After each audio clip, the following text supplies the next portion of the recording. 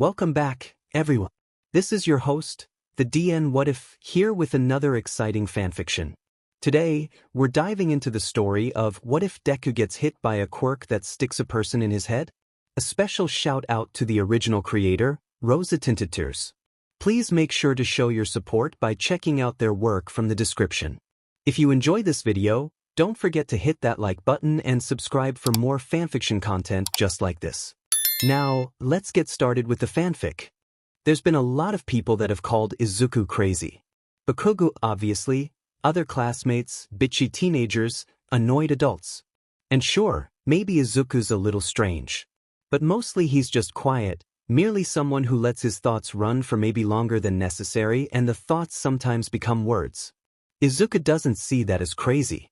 If anything, Bakugo's constant yelling could be seen as crazy. He does mumble a lot, he supposes, and talks to himself sometimes, and he gets lost in his head, but he doesn't see that as too weird, even if it is a little annoying. That is, until his head starts talking back. The first time it happens is when he's on his way back to the dorms, mourning his almost normal snack run. He'd actually managed to leave the store with his snack, relatively unharmed, except for his dignity. An old lady had grabbed his chips off a high shelf for him. God, why is he so short? But then a man with salt and pepper hair and ram's horns had smacked directly into him. Oh, if it isn't a baby hero from you, the man had cooed, his voice deceptively high-pitched. He tossed his head in a very ram-like motion. Midoriya Izuku, that's right.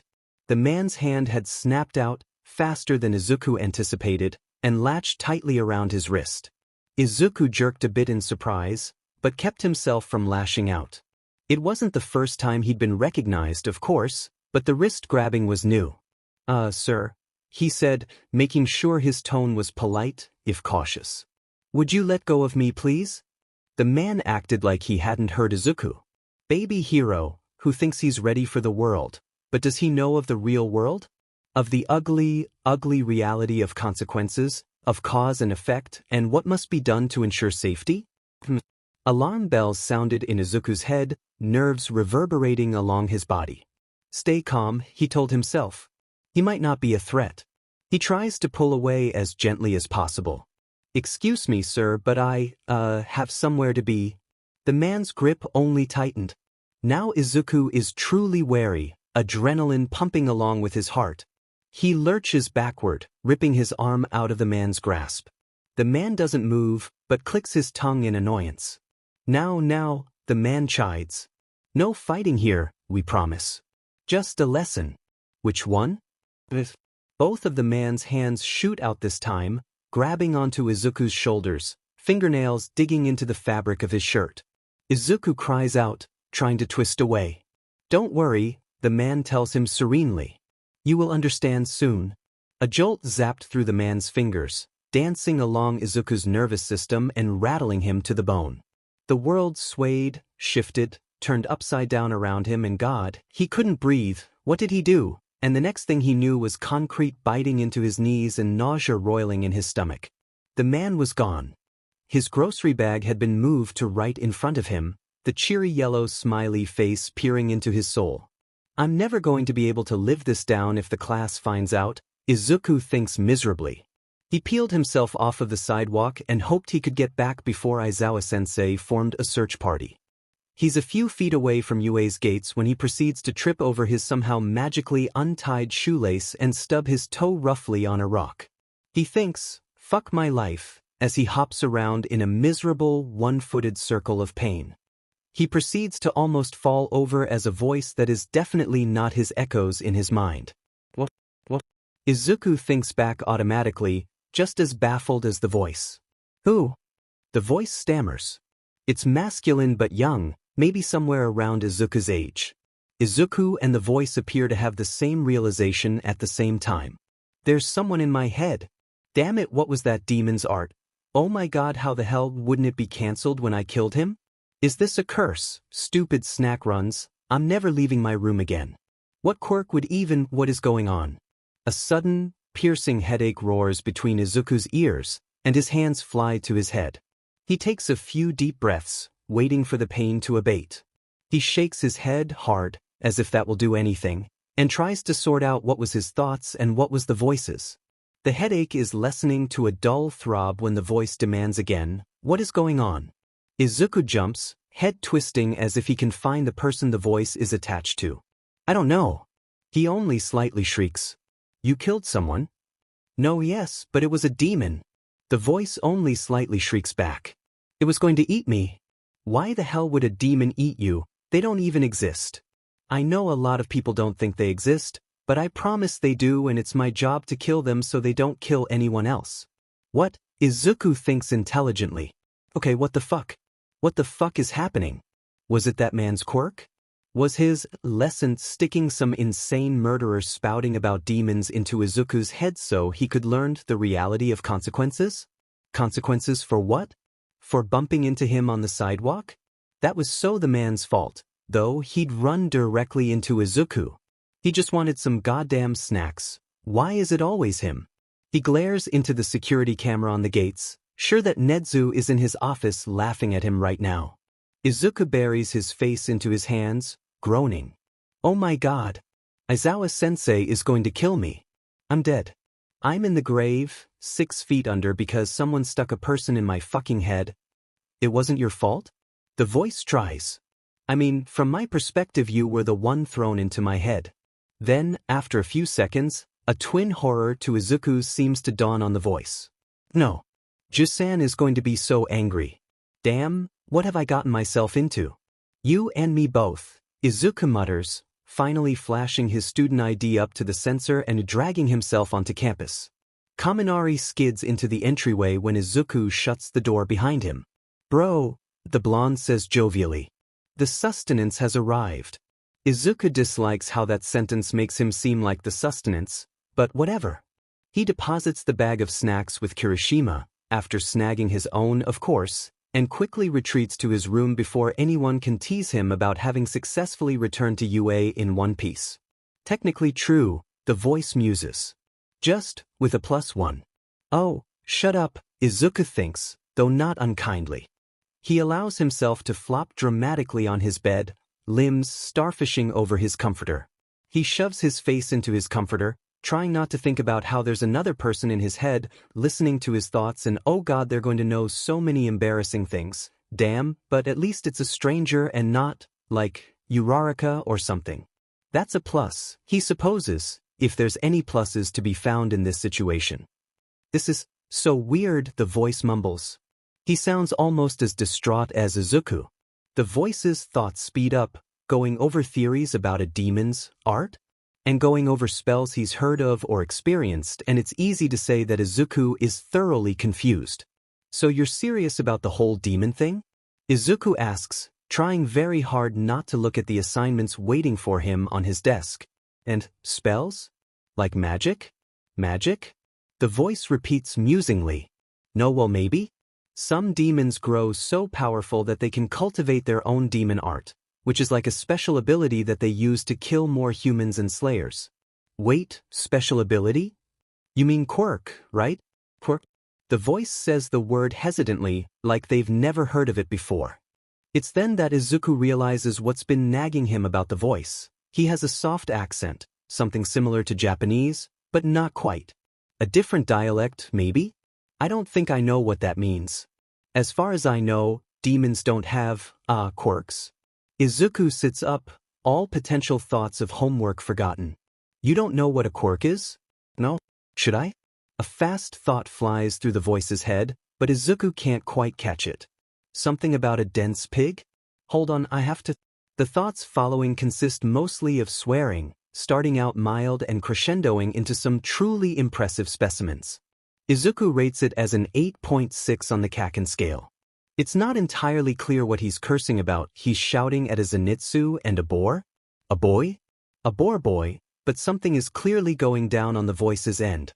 Izuku pities the poor bastard who's invoked the voice's wrath. Meanwhile, he sorts through his assignments, putting them into 2 piles. Half-ass at the last minute and still get at least 87%, and should actually put effort into. Sadly, the latter far outweighs the former. That's UA for you, he supposes. He's personally doubtful of his classmates' claims that he's a genius. He likes analysis, Not fucking quirk history, but academics have never really been a challenge for him. Izuku can count on 0 hands, people who've appreciated that about him enough not to punch him. Sounds fun. The voice grumbles, sounding distinctly harried. He sighs, which is weird to hear from inside someone's head. Sorry. A couple of injured idiots tried to fight each other over fish. What were we talking about? Quirks. Izuku abandons his homework. But actually, I should probably ask what your name is. Can't keep referring to you as the voice. Sure. The voice agrees surprisingly quickly for a potential deranged murderer. His voice does sound nice, though. I'm Kamado Tanjiro. Nice to meet you, Kamado-san. I'm Midoriya Izuku. Izuku really hopes giving out his identity isn't going to come back to bite him in the ass.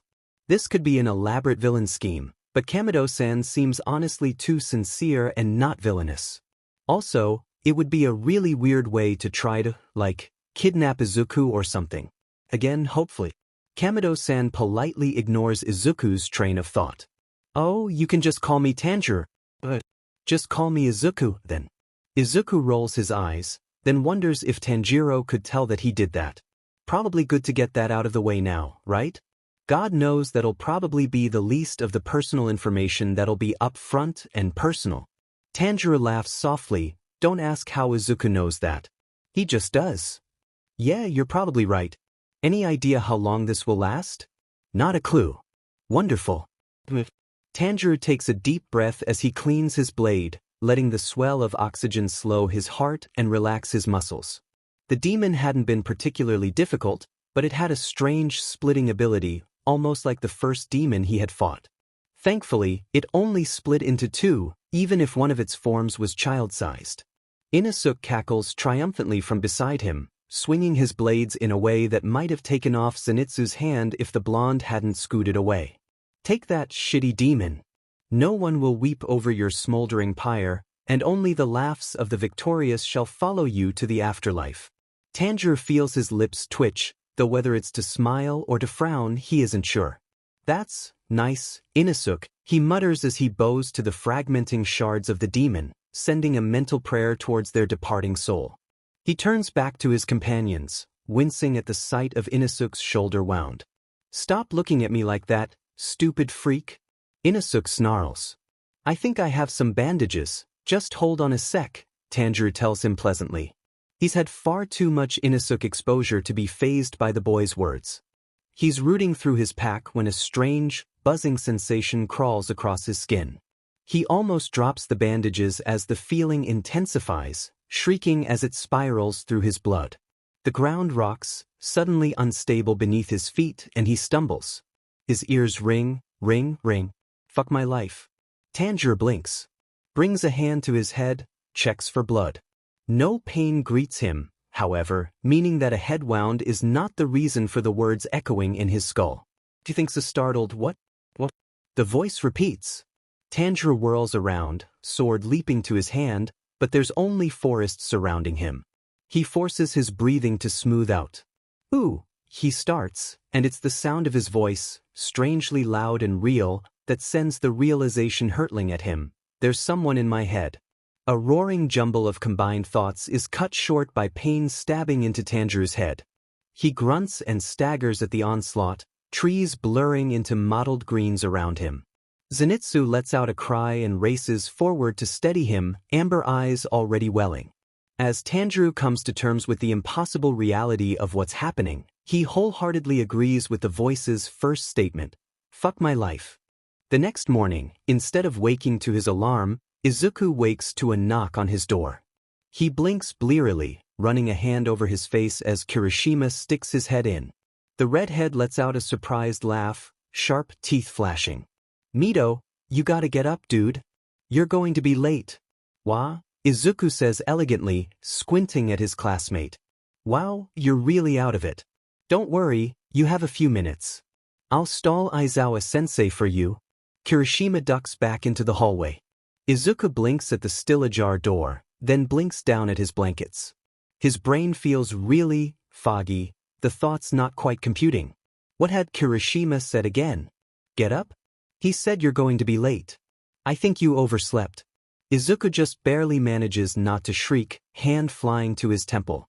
With a heady rush, the memories flood back to him. The person in my head. Oh my god.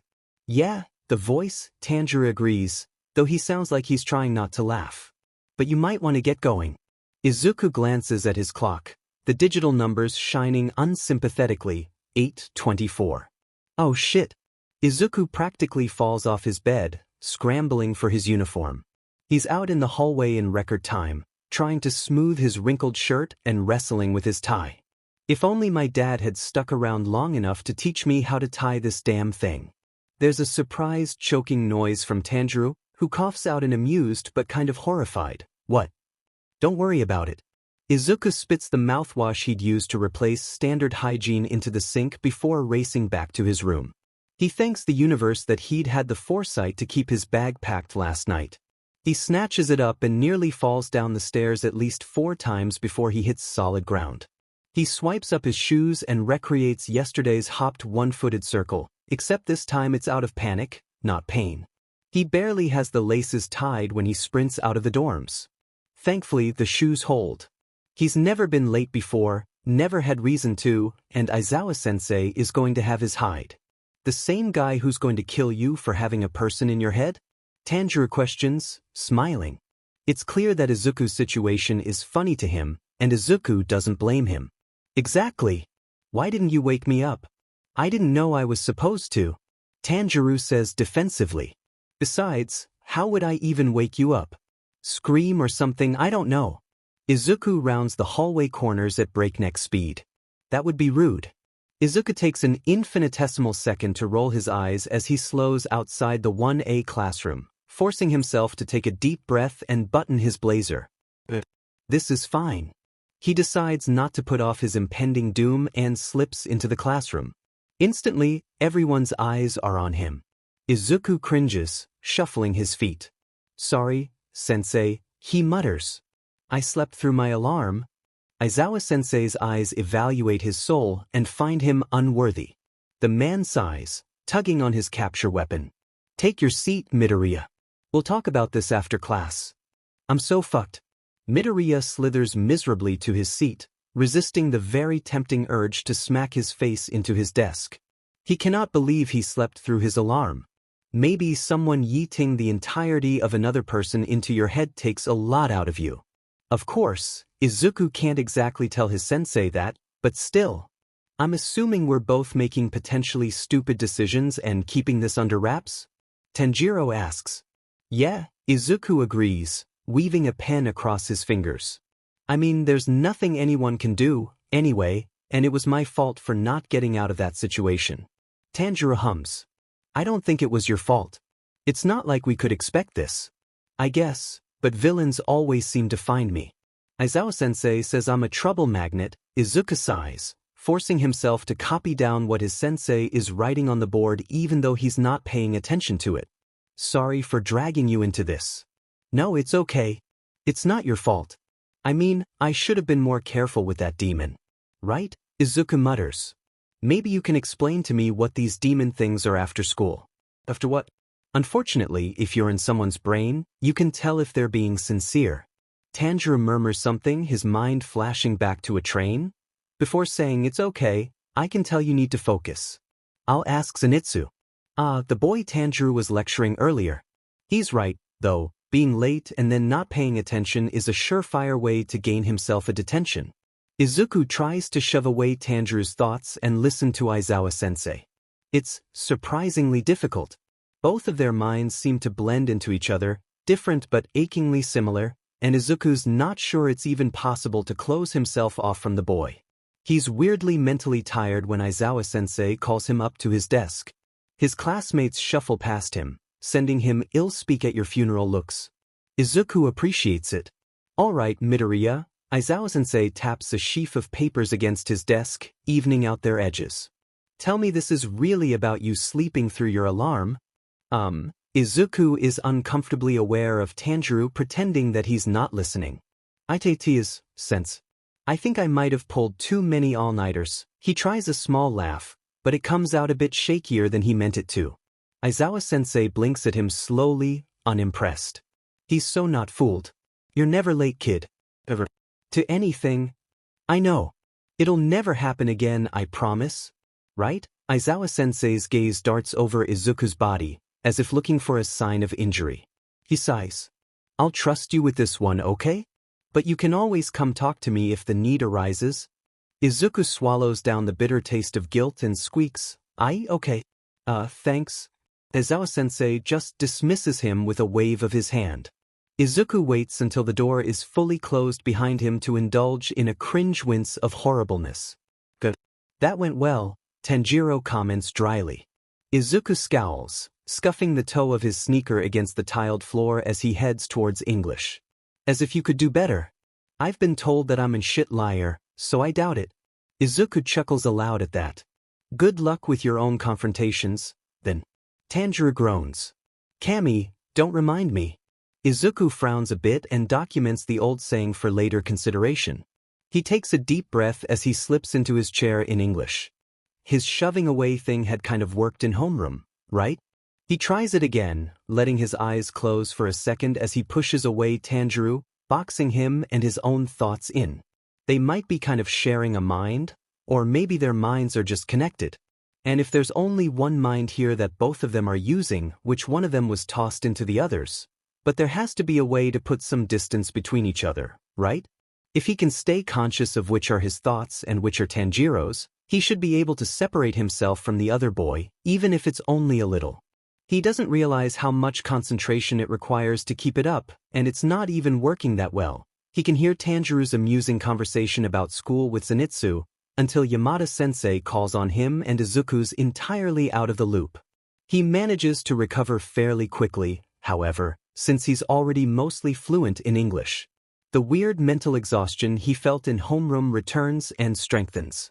Izuku starts to lose track of time, only being clued into the end of each class when his classmates start leaving around him. He can't focus in maths either, his brain completely unwilling to absorb any information whatsoever. Izuku would throw hands if he wasn't so tired. The strange fogginess that plagued him when he woke up this morning slithers back into his brain during his last class before lunch. After the bell rings, he moves his limbs on autopilot down the halls, thoughts stuttering and barely comprehensible. He presses the heel of his palm into his forehead, as if he could physically smack away whatever is fucking with his head. He feels distant from the high ceilings and sunlit windows, his only motivation the growling in his stomach from missing breakfast. Izuku frowns to himself, shaking his head a bit. The voice was faint, probably another student talking in the distance. He's not sure why it grabbed his attention so much. His brain is way too tired for this. When did he get so tired? Izuku. Izuku freezes, shoes squeaking on the tile. That was his name, wasn't it? Unless it was someone talking and it just sounded like his name. A phantom tingle of electricity courses along his nerves, making him shiver. Is he forgetting something? Can you hear me? Someone bumps into his shoulder, the touch barely registering against his skin. He turns to see Bakugo shouldering past him. The spiky blonde glances back and starts to sneer, but his expression falters when he meets Izuku's eyes. Why is he looking at me like that? Izuku, snap out of it. The breath leaves his lungs all at once, leaving him gasping. A headache slices through his temples and Izuku stumbles, the world suddenly condensing and pressing in around him. Oh god. The quirk. Tanjiro. Yeah, that's me, Tanjiro coaxes gently. He starts to say something else, but Izuku's attention is whipped away when a hand grabs his bicep, steadying his rattling body. He blinks to find crimson eyes narrowed at him. The hell was that? Bakugo demands, scowling. You sick or something? Having only recently gained motor controls for his mouth, Izuku stammers, No. Of course not, I'm fine. Bakugo releases him, but he doesn't make a move to continue on his way. Because you almost fell flat on your damn face for nothing? Izuku flushes a bit, wishing it was anyone else besides Bakugo who saw that. Just some, vertigo, I think. I didn't have time to eat breakfast. Bakugo's avid stare lessens a bit, and he shoves his hands into his pockets, the picture of unconcerned. Whatever. Don't fucking sleep through your alarm next time, then, right? Izuku murmurs, and pretends he isn't fleeing the hellishly awkward conversation. The chatter of the lunch hall against his pounding head makes him wince, but he trudges to the line anyway. Tanjiro speaks softly, too aware of the pain cresting in both of their heads. You scared me for a minute there. What happened? Izuku recalls the strange, disconnected feeling where he couldn't hear his own thoughts, much less Tanjiro's. Not just that his mind was 1,000,000 kilometers away, which happens often, but that he was almost closed off from his consciousness. I'm not sure. A drawback of the quirk? I don't feel tired though. Tanjiro points out. Headache, but that's all. Izuku shakes his head, following the flow of people out of the line. I don't know. I can figure it out later, maybe after I take a nap. I'm sure it's fine, though you don't have to worry. Tanjiro can, sadly, tell full well the intentions behind that last statement, but politely doesn't point it out. Uraraka waves at him from the table his friends have claimed, and Izuku slides into a seat. Tanjiro goes back to being quiet, his thoughts distant and floaty. Izuku sighs, body melting into his chair. God, my head hurts. He meets Uraraka's expectant gaze and asks, what? A small wrinkle forms between her eyebrows, and she glances at Ida. I just asked how it went with Aizawa-sensei. Oh. Izuku flashes a slightly nervous smile. Everything's fine. Not even a lecture. The wrinkle smooths and Uraraka grins back, pumping a fist. Hell yeah, Deku. Think you can get Aizawa-sensei to let me be late? Ida frowns from beside her, pushing his glasses up his nose. Uraraka, you should not purposefully be late to class. Uraraka laughs, poking her chopsticks into her rice. Come on, Ida, you can't tell me you don't have days you just want to stay in bed a little longer. I suppose, but Ida cuts himself off as Todoroki sits next to Izuku.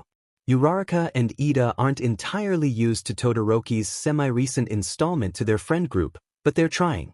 The somber boy regards them without a word before starting in on his soba. Izuku wishes he could get by without talking too. Nevertheless, Uraraka launches back into bright conversation, bemoaning all of the homework Ectoplasm-sensei had thrown at them.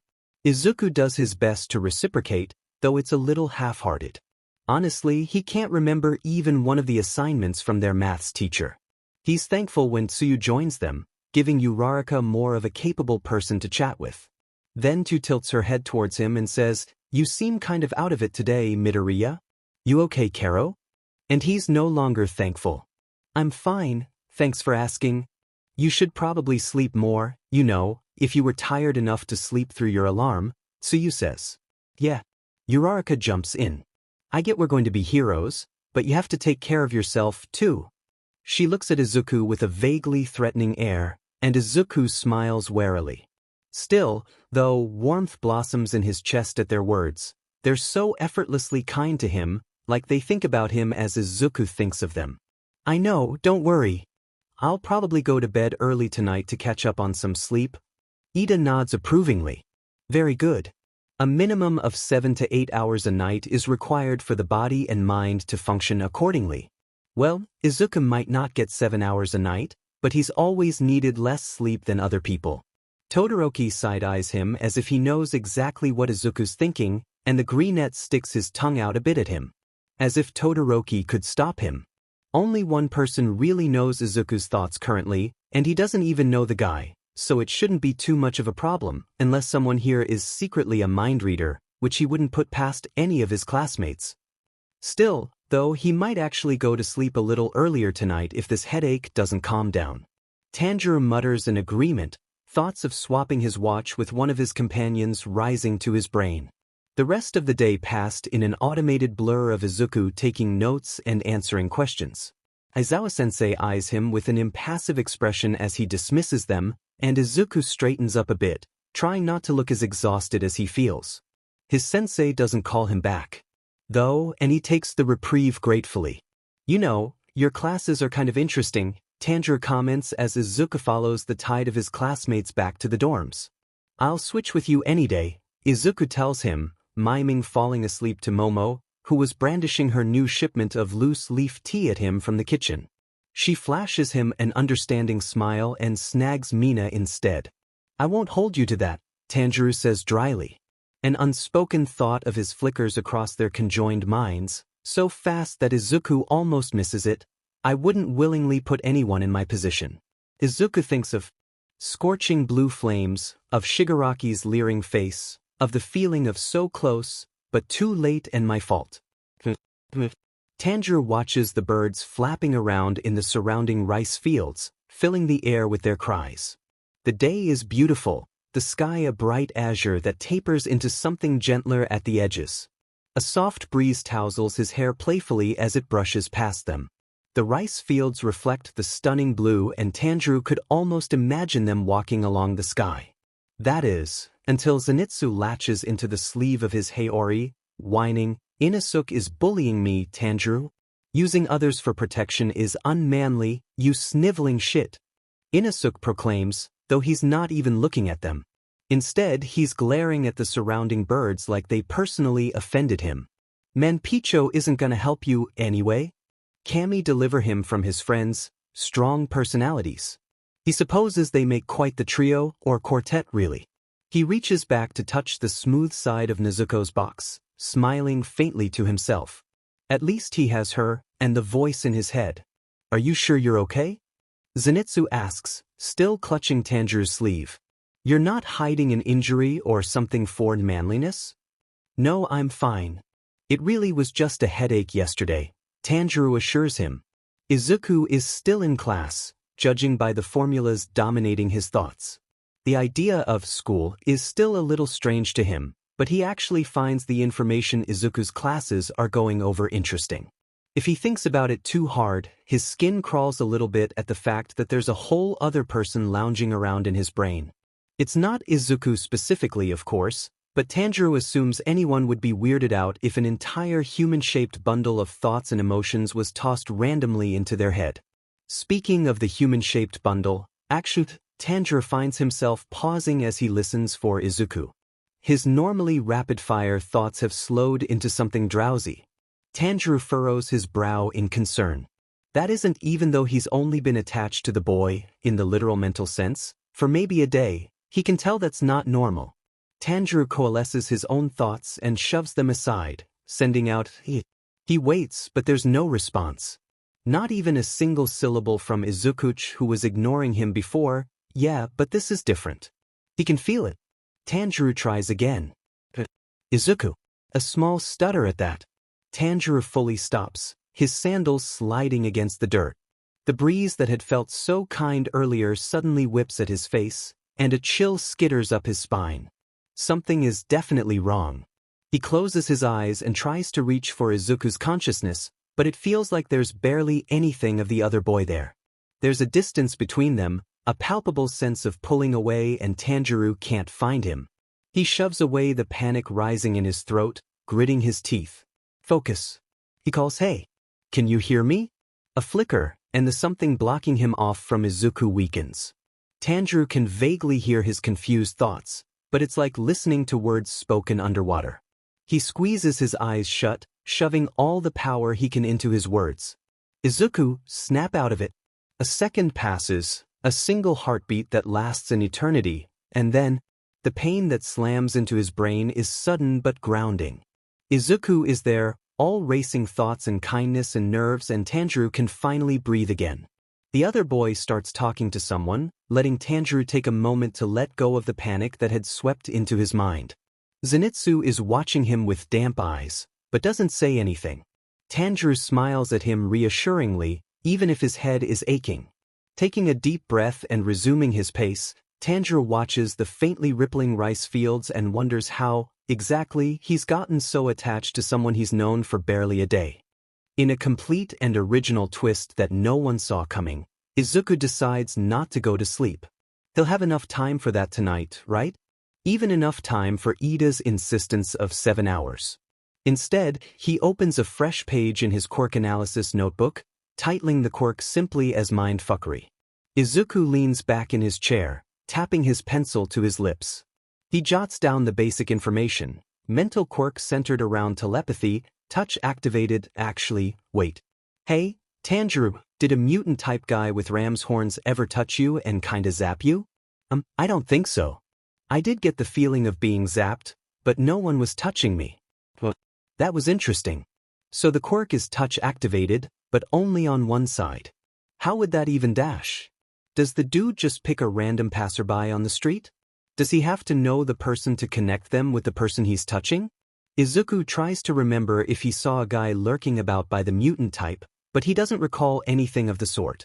Maybe this whole thing is a big scheme, though he's not sure exactly what the villains would get out of it. It's not a scheme, says Tanjiro, which is precisely what someone instigating a scheme would say. I'm just as confused as you are. Maybe we could meet in person? What village do you live in? First off, that is such a suspicious thing to say for someone claiming not to be a villain, Izuku grumbles, leaning back in his chair. And I currently live in the student dorms at UA, which is in Mizudafu. Unless you want the address of my mother's apartment, too? Tanjiro, who is apparently immune to sarcasm, assures him, no, that's okay. Where is Mizudafu exactly? In the Shizuoka prefecture? Tanjiro scrolls through a mental list of prefectures and comes up blank. And where is that? Oh my god. It's not my fault you somehow live somewhere I've never heard of. Tanjiro squawks defensively. Which is weird because I travel all over. Right? Izuku mutters. Where do you live? Maybe I can find you instead. I travel where I'm needed. So you don't, live anywhere? Not really. Some demon slayers have homes, but mostly we just travel. Tanjiro explains. That's what I'm doing right now, which is why I have nothing better to do than listen in on your classes. Wait, but... Izuku frowns at his notebook. How old are you? And I'm assuming a demon slayer is what you are? I'm 15. Izuku gapes, setting his pen down. And you're going around with this weird cult or something? What about school? I didn't, don't go to school, Tanjiro tells him, his mind flashing back to his conversation with Zenitsu. He pretends he's not offended by the cult statement and asks instead, how old are you? Same as you. Izuku sighs at their circular conversation. Back to the topic at hand, or many hands ago. That doesn't make any sense. Shut up. Any ideas about the quirk? Namely, how to get rid of it? Izuku gets the vibe that Tanjiro's throwing his hands up in the air, frustration tinging his voice. I still have no idea what a quirk is, so no. Izuku really doesn't get how that's possible. How does someone just not know what a quirk is? Unless he's from a country with a really low quirk percentage, but he speaks Japanese. No, wait, he has a bit of an accent. So maybe he just learned Japanese for fun, since apparently he hasn't been to school? If he is from outside Japan, that would give Izuku so many more questions about this quirk because how? Then again, if he's from another, probably reclusive country, then his thing with demons could make sense. It could be their name for villains, and the demon slayers could be their police force? Except, the whole eating thing he mentioned? Whoa, Tanjiro breaks in laughing a bit. You really can think fast, huh? No, I'm Japanese, born and raised. And I'm serious about the demons. They will eat you. They crave human blood, plus, that's how they gain power. Izuku rubs at his temples, letting himself just accept that for now. What's your power? Like, the ability you can do, that's unique to you. Water breathing? Or, he trails off, but Izuku can still see the words that flash through his mind. Hinakami Kagura. Izuku decides to ignore that second one, since Tanjiro didn't seem to want to share it. Yeah. What's that? It's the technique I use? Tanjiro says hesitantly. But, well, it's not unique to me. Other swordsmen can do it too, if they're trained in it. Izuku sighs, foregoing his urge to throw the notebook at the wall. They weren't getting anywhere with this conversation. There's something missing, he can tell, a piece of information that will make everything click. But both of them seem clueless as to what it is, so they're scrambling around in the dark. His traitorous mind reminds him that figuring out the quirk would probably be easier if there were multiple brains on the case. But for that he'd have to tell someone, and honestly he doesn't want to deal with that right now. The quirk couldn't last forever, right?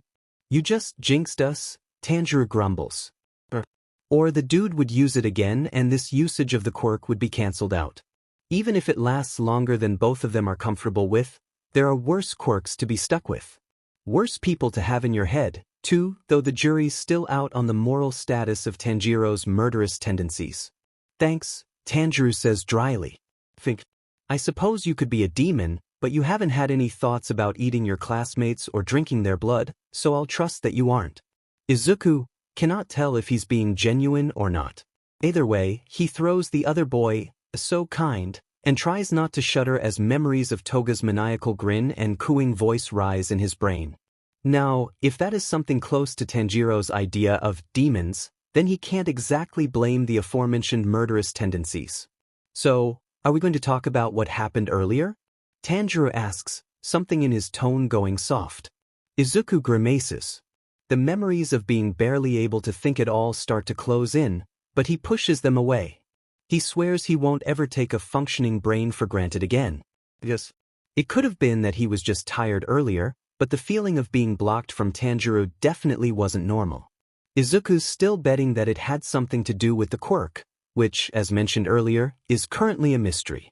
He picks up his pencil again and taps it against his lips. It couldn't be a coincidence that he'd been cut off from Tanjiro and his own mind when Izuku had been trying to push him away all day, could it?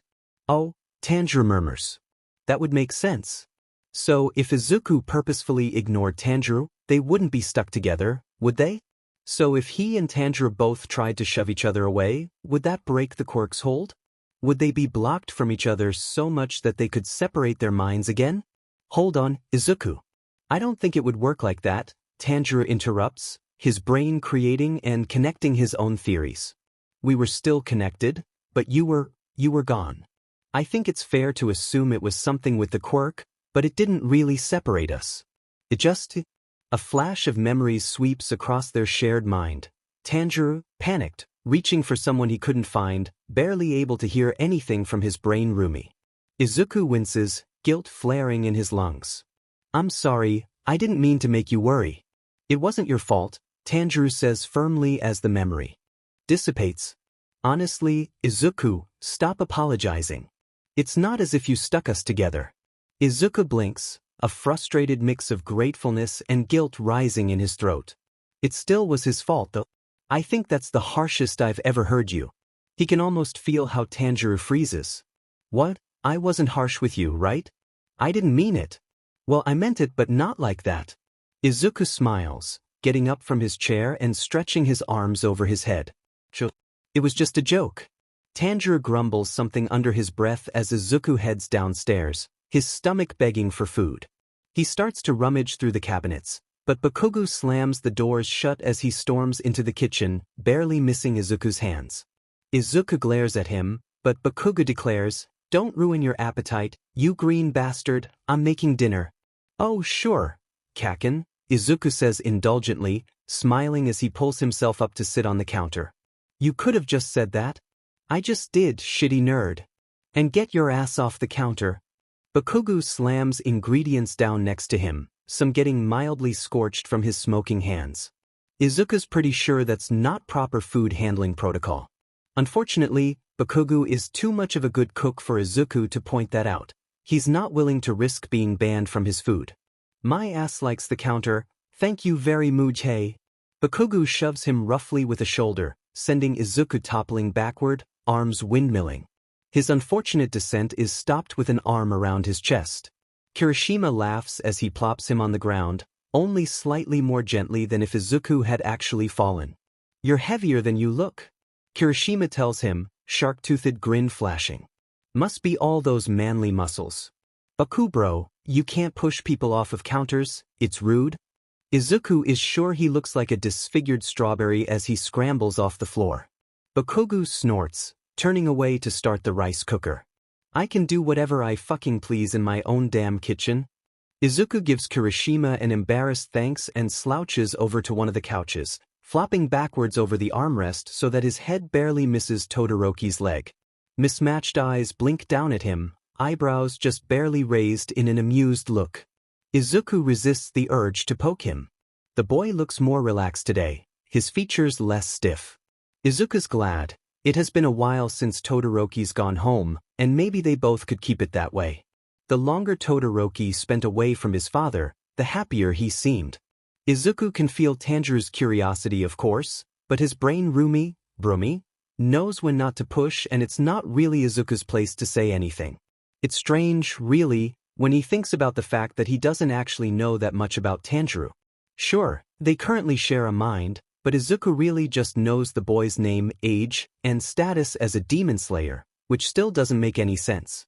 Izuku's going to go with the other country theory for now, even if Tanjiro says he's Japanese. He could have moved, right? Izuku does know Tanjiro's mind obviously and personality, so it's not that he doesn't trust him. In fact, Tanjiro seems to be the most sincerely kind person he's ever met. It's just weird. Very weird. Voices float around him, laughs and swears and indignant squawks, possibly from Kaminari. The cushions are soft beneath him and his classmates are here and safe, Todoroki a steady presence beside him. His own mind begins to slow, the exhaustion from the day weighing down his bones. After a few minutes, the drowsiness takes him, and he doesn't even remember falling asleep. Izuku finds himself in darkness. The empty void stretches before him as far as he can see, unyielding in its sheer blankness. Izuku peers down at his body and is unsurprised to find it inky and smudged. He's not entirely sure why he can't manifest wholly in this place, but try as he might, he can't will the smoke away. An indistinct figure flickers to life in the distance. It tilts his head, and Izuku knows that it's watching him. Ninth, it rumbles. Its voice is male and deep, something that might have been soothing if Izuku didn't feel so unsettled. Something is here.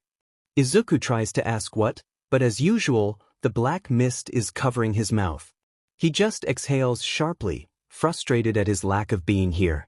Another figure, this one more slight but still boasting broad shoulders, appears beside the first. It crosses its arms across its chest. Not something, it corrects, and it's a she, her voice strong. Someone is here who shouldn't be. Izuku grits his teeth, wishing they'd stop being so vague. These people or spirits or whatever want to tell him something, why don't they just say it outright? Izuku doesn't want to be stuck playing the guessing game until it blows up in his face. The figures seem to sense his annoyance, shifting a bit, but they don't say anything more. Instead, Izuku barely has time to blink before more figures manifest with the other two. He had just managed to count them 8 when they all lift their arms as one and point to something behind him. Izuku spins on his heel, unconsciously falling into a fighting stance. He blinks when he sees not another shadowy outline, but a full person, color and all. Their back is to him, but he can still see them. They're around his height, wearing a green and black checkered haori and flowy black pants that are tapered by white cloth bandages at the bottom. They have dark red hair, almost burgundy, and rectangular earrings swing towards their shoulders. He does not belong, the voices hiss, overlapping timbres and tones of agitation. Outside of our world, outside of our time, he does not belong. Izuku is hit chest by the feeling that he knows this person, regardless of the fact that he doesn't recognize their clothing. They're familiar to him in a way he can't explain. He takes a step forward, finding it strangely hard to move. The person shifts, tilting their head slightly, starts to turn. The void around Izuku fractures, shattering into pieces like glass. Images flash by, cracked and insubstantial, some he can identify and some he can't. You are rising over the crest of the hill, chasing 2 shrieking, grinning children, hugging a small toddler to his chest, fist-bumping Uraraka, a dark-haired girl with pink eyes smiling at him, drinking coffee out of his favorite, gaudiest all-might mug, staggering through bloodied snow, muscular on top of him, crushing him into the ground and his lungs scream for air. Breathe, breathe, Wyken, breathe. Izuku jerks awake, gasping, and only Todoroki's hand keeps him from falling off the couch. Whoa, he says quietly, and it's the grip on his shoulder and the chatter of his friends that grounds Izuku. He forces himself to take slower breaths, letting himself relax again at the relief-soaked realization of it was just a nightmare. Are you okay? Todoroki asks as Izuku pulls himself into a sitting position. Fine, Izuku breathes, scrubbing a hand through his hair. Bad dream, that's all. Was that really all, though? I don't think so, Tanjiro whispers, and thankfully Izuku doesn't startle this time. He's not entirely surprised that Tanjiro saw, except for the fact that the other boy seems to have an inkling as to what that was. He sounds pretty shaken, though Izuku can tell he's purposely holding back what he thinks he knows. Unfortunately, Izuku can't quiz him right now, not with so many people around. Still, though, Izuku can't keep his mind from spinning around the dream, even as he and his classmates congregate at the table for dinner. He's not sure if anyone tries to engage him in conversation, and he knows he should be paying more attention, but the images from the dream stand vividly in his mind's eye and he can't. He has no idea what some of them are, because they're definitely not from his head, and he replays them again and again, trying to analyze what they could have been referring to. The image of the pink-eyed girl keeps returning to the forefront of his mind, and he wonders why the edges of it are tinted with sadness. The second Izuku clicks his door shut after his escape from dinner, gently demands, "What do you know?" Tanjiro seems almost jittery, a nervous air surrounding his mental self. He'd been so silent during dinner that Izuku had come close to calling out to him multiple times to make sure he was still there. Now, though, it's as if a dam breaks. Torrents of swirling thoughts flood through their shared brain, sending Izuku to sit on the edge of his bed. That was me, those were mine, how are they in his head, how does he know? Hey, it's okay, Izuku says immediately. He didn't think that Tanjiro was the type to panic, honestly, but something about that dream was off. Can you breathe for me? Take a deep breath? He can't tell if the other boy does, but Tanjiro's thoughts start to calm after a few seconds. Izuku smiles. That's good. Maybe a little slower this time, okay? What do you mean, that was you? Tanjiro conjures up the memory, which is a bit weird because Izuku feels like it should be his memory, not Tanjiro's, even though the other boy also saw the dream of the dream boy in the checkered Haori. He doesn't have to say anything for it to click. That's beautiful. Izuku breathes. He sits down hard on his bed, running a hand over his face. So the figures we're talking about you? Would make sense. Someone who isn't supposed to be here, in Izuku's brain and life. But what did the figures have to do with that? And what was the whole shattering thing? Some of those were his memories, yes, but the others, those had been Tanjiro's memories, hadn't they? The forest, the kids, the girl, the snow. That was all him, except in Izuku's head and vice versa. Yes, Tanjiro whispers. That was my life. Why are they in your head now? Izuku puts his hands up, palms out, as if Tanjiro can see him. I have no idea. And I really don't know anything. Just those little images, that's all. And Tanjiro trails off, also recalling the bits and pieces of flashed memories. A surge of alarm pings through his thoughts, so strong that Izuku swears he can feel it. That was Dash. You were getting crushed. Izuku winces. A little? Okay, more than a little. But I'm all right. That was a while ago. I don't think it matters how long ago it was, Tanjiro grumbles, something about friends with no self-preservation ringing through his head. Well, fair. His moniker of Lord Bonebreaker flits through his head, but he quickly explains he was going to kill a little boy, though. I didn't really have a choice. Ah, Tanjiro murmurs, and there's someone, that fills his mind, except he quickly pulls it away from Izuku's attention.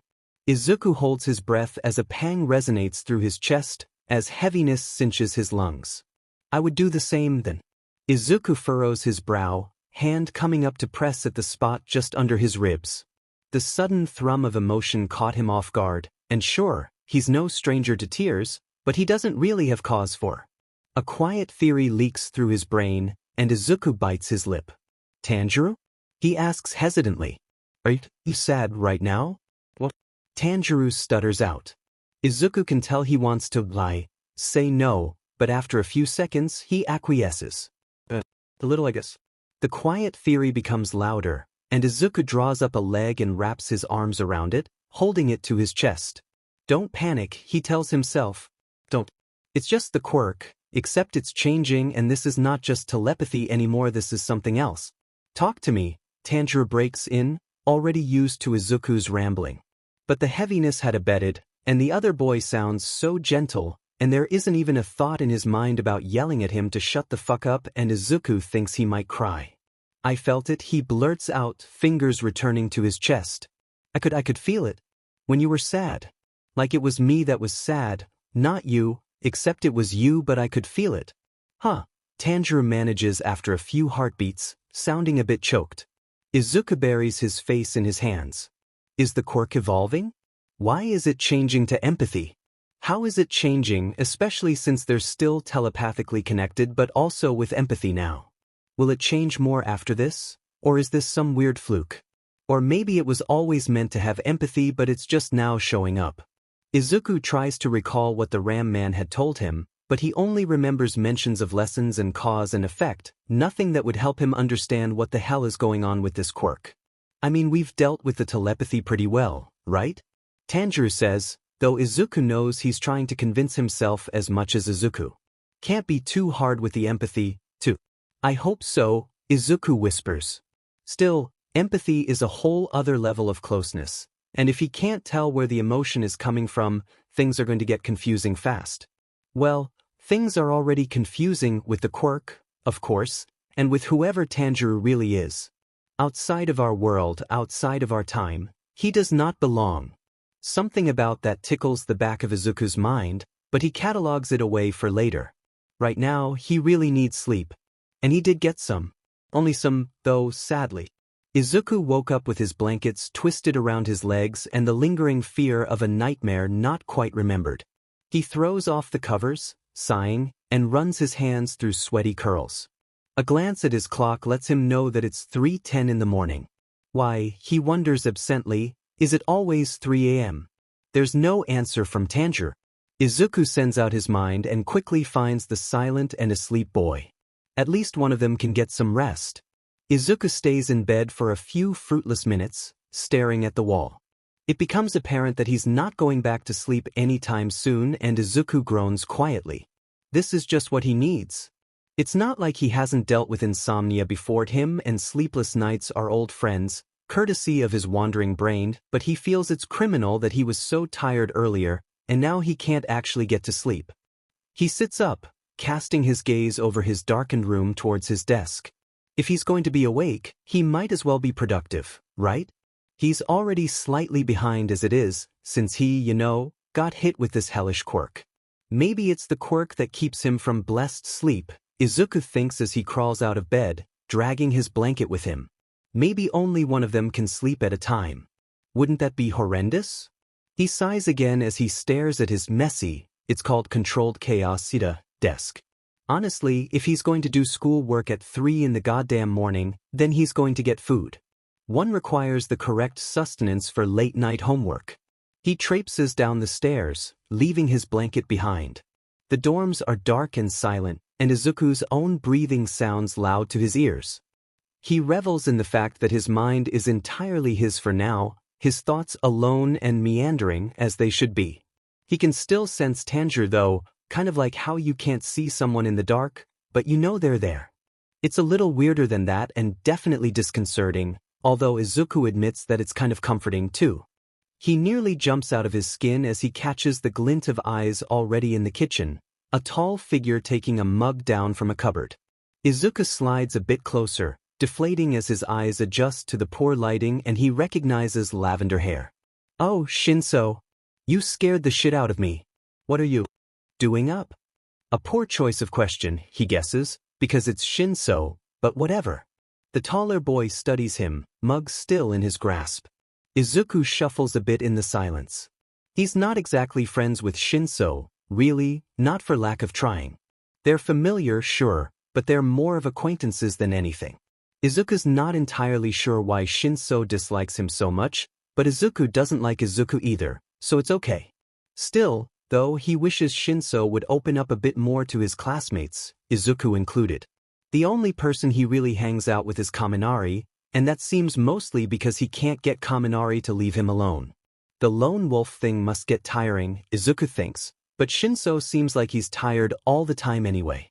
I could ask you the same thing, Shinso says finally. He glances down.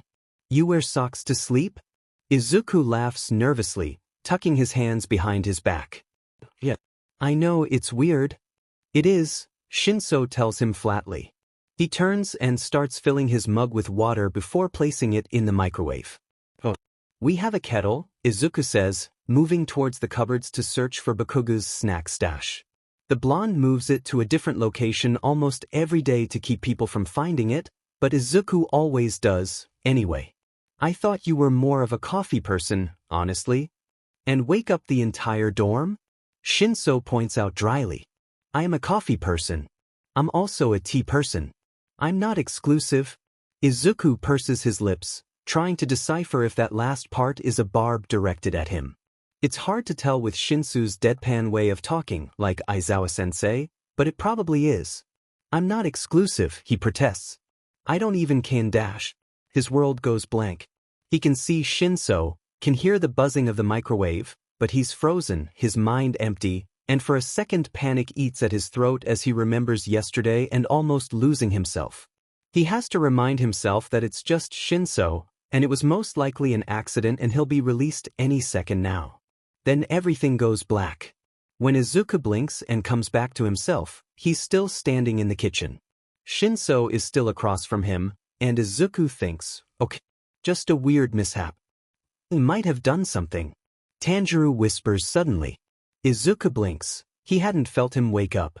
Izuku meets Shinso's gaze and, with a jolt, processes the horrified look on his face. Oh, it's okay. Izuku rushes to say. I know accidents happen, you're good. Shinso just keeps staring at him. Slowly he says, what the fuck? Izuku tilts his head. I said dash. No? Shinso cuts him off roughly. He seems rattled, his voice losing its usual carefully constructed apathy. Someone was just talking. Someone was using your mouth to talk and it wasn't you. Izuku feels his stomach bottom out. He opens his mouth, but no words come out. Shit, he chants mentally. Tanjiro? Yeah, it was me, Tanjiro confirms. I have no idea how that happened, I'm so sorry. It's okay, Izuku says aloud, though this was clearly far from okay. He presses a hand to his temple for a second. Don't worry about it. Don't worry about it. Shinso repeats incredulously. Midoriya. Someone was just using your body to talk, and you are trying to tell me not to worry about it? His gaze turns steely as Izuku stays quiet. He crosses his arms over his chest and demands, explain. Izuku can tell he's shrinking, pulling his arms in and letting his shoulders rise, making himself look smaller. He hates that tendency in particular. Heroes are strong, not small and weak. They don't shy away from confrontation, and yet Izuku can't help running away. Shinso blinks at him, suddenly letting his arms fall and taking a step back. Before the other boy can say anything, Izuku blurts out. I may or may not have been hit by a quirk. He winces immediately, dropping his eyes. He wants to flee, to dive back into his comforter and never come back out again. He can feel Shinso's gaze on him like a cement block, the purple-haired boy silent as the grave. Izuku clenches his fists, fingernails biting into his palms, the pain grounding him. Shinso sighs, a long, weighty thing, and he reaches up to pinch the bridge of his nose. Midoriya? Izuku toes the floor with his socked foot, still unable to look at Shinso. It wasn't my fault. I figured, Shinso says, making relief bubble in Izuku's chest. Why didn't you say anything? What does the quirk do? Izuku bites his lip, shifting his weight from foot to foot. It put a person in my head. Shinso plops his face into his hands, leaning against the counter behind him. How do you always do this? And what? It's a telepathy quirk, or mostly, I think. I'm kind of sharing a mind right now. Izuku says weakly. I mean, it's not the worst quirk to be hit with. Right? Shinso mutters, giving him an only you look. So you're stuck with someone? Is it a villain? And how the fuck did they just speak out of you? No, he's nice. Even if he's sometimes murderous. I'm as confused as you with the whole using me thing. He said he didn't mean to, so. Shinso waves hand, reaching over to pull a tea bag out of a drawer. What I really want to know is why you didn't tell Aizawa-sensei. His eyes narrow. You were late yesterday because of the quirk, weren't you? Yeah, I got hit, 2 days ago. It was kind of hard to get used to at first. Izuku weaves his fingers together anxiously. You're not going to tell sensei, are you? Hell yeah I am. Shinso says, immediate and viscously unapologetic. If this is affecting your school life, then yes. But Shinso. Izuku sputters, finally looking at the boy. You can't. Give me one reason. I can function. Izuku insists desperately. I'm fine, really, all the quirk does is link you with someone else. And I have no idea who he is, and he doesn't even live nearby. He's not a villain either, or at least I'm pretty sure he's not. Seriously, Shinso, this isn't a big deal. Shinsu's violet eyes study him, glinting in the low light. He puts the tea bag in his mug, which is now on the counter. How did Izuku miss that? Bobs it around before asking in a low tone, what's the real reason? What? Izuku says on reflex, inching away a bit from his classmate. That is No, Shinso interrupts him for the second time that night. Tell me the real reason you're keeping this to yourself. Izuku wraps his arms around himself without thinking, looking off to the left of Shinso. He's going to laugh at me, he thinks miserably. This is so stupid. You should tell him anyway, Tanjiro murmurs, who of course can tell very well what the reason is. I don't think he's going to laugh, even if he's, an asshole? Izuku can tell Tanjiro is smiling a bit, even if he won't admit it. Oh yeah. Izuku snorts out loud, causing Shinso to look at him sharply. A raised eyebrow is the only comment he offers, though. Finally, Izuku takes a deep breath and answers quietly, I don't want him to be mad at me, I guess. Surprisingly, Shinso does not laugh. He just takes a sip of his tea and says slowly, that was not the reason I imagined. Oh, is all Izuku manages. He won't be mad at you, though, Shinso tells him. He's probably used to it by now. Izuku knows that he's teasing, but he can't help the way his skin prickles. Yeah. He probably is. His voice comes out more forlorn than intended, and he looks away. Shinso watches him. He appears to be very fond of watching people and making them feel unnerved, because that's happened a fair amount just tonight. Izuku wonders when, exactly, his classmate picked up this habit, and why he felt he needed it. Shinso takes another sip of tea before stating, I won't tell him. Izuku jerks his gaze up. You won't? Only because the quirk doesn't seem harmful to you, Shinso stresses. And also I want you to keep me updated with whatever the hell's going on. Got it? Got it, Izuku echoes. He's not sure what he's getting himself into with that agreement, honestly. He's surprised Shinso would even care to make that condition. I'll make a friend out of him yet, Izuku thinks, somewhere between hopeful and aggressive. Good, Shinso pushes himself away from the counter. Now I'm going upstairs with my tea, and you should go to bed. I doubt either of us want a repeat of. He gestures vaguely at Izuku. This? He starts towards the stairs but pauses, turning his head slightly to look at Izuku. He then says something Izuku wouldn't ever expect to come out of his mouth. I'm glad you told me. Then he disappears up the stairs, leaving Izuku with the faint scent of cinnamon and citrus. Tanjiro wakes, unfortunately, and he wakes quite suddenly. He'd fallen asleep near the fire after Inosuke had swapped watches with him. He'd been exhausted, more exhausted than a day of traveling usually warranted, but with a person in your head and the revelation that you can now feel each other's emotions, one has every right to get tired. Still, though, he hates it. He doesn't want to be at such a low level of energy when they're traveling, because you never know when a demon could pop up, and he could turn out to be useless. His reflexes slow considerably when he's tired, and he doesn't want to get injured just because of some weird demon art magic. He falls asleep remarkably fast, the soft noises of the forest and the crackling of the fire working just as well as his mother's lullabies once had. He doesn't remember what he was dreaming about, or even if he was dreaming, when he's pulled from his sleep. Tanjiro pushes himself up to his knees, not seeing any immediate threat in the near vicinity. Inosuke is sitting against a tree a few yards away, muttering to himself. Zenitsu is starfished across from Tanjiro, snoring, and Nezuko is curled peacefully by his side. He smiles softly and runs his fingers through a strand of her hair. She lets out a small sound and leans into the touch, even in sleep. For the uncountable time, Tanjiro thanks whoever's listening that she wasn't torn away from him like the others. Turning his attention inward, he listens for Izuku. All is quiet from the other boy, so Tanjiro assumes he's asleep and lies back down. He starts to count the stars that are visible above the forest canopy, feeling his breathing evening out again. He chokes on a breath, however, when he checks in on Izuku again and realizes the other boy is not asleep. "Izuku?" he calls, some of the franticness building in his chest leaking through. It's not like last time. Tanjiro can still feel the other boy's presence, but it's as if he's frozen. He's there, he's awake, but he's unresponsive. Not just in the way that he's ignoring Tanjiro, because even then Tanjiro knows he's acknowledging him and choosing to not reply. No, Izuku isn't replying because he can't.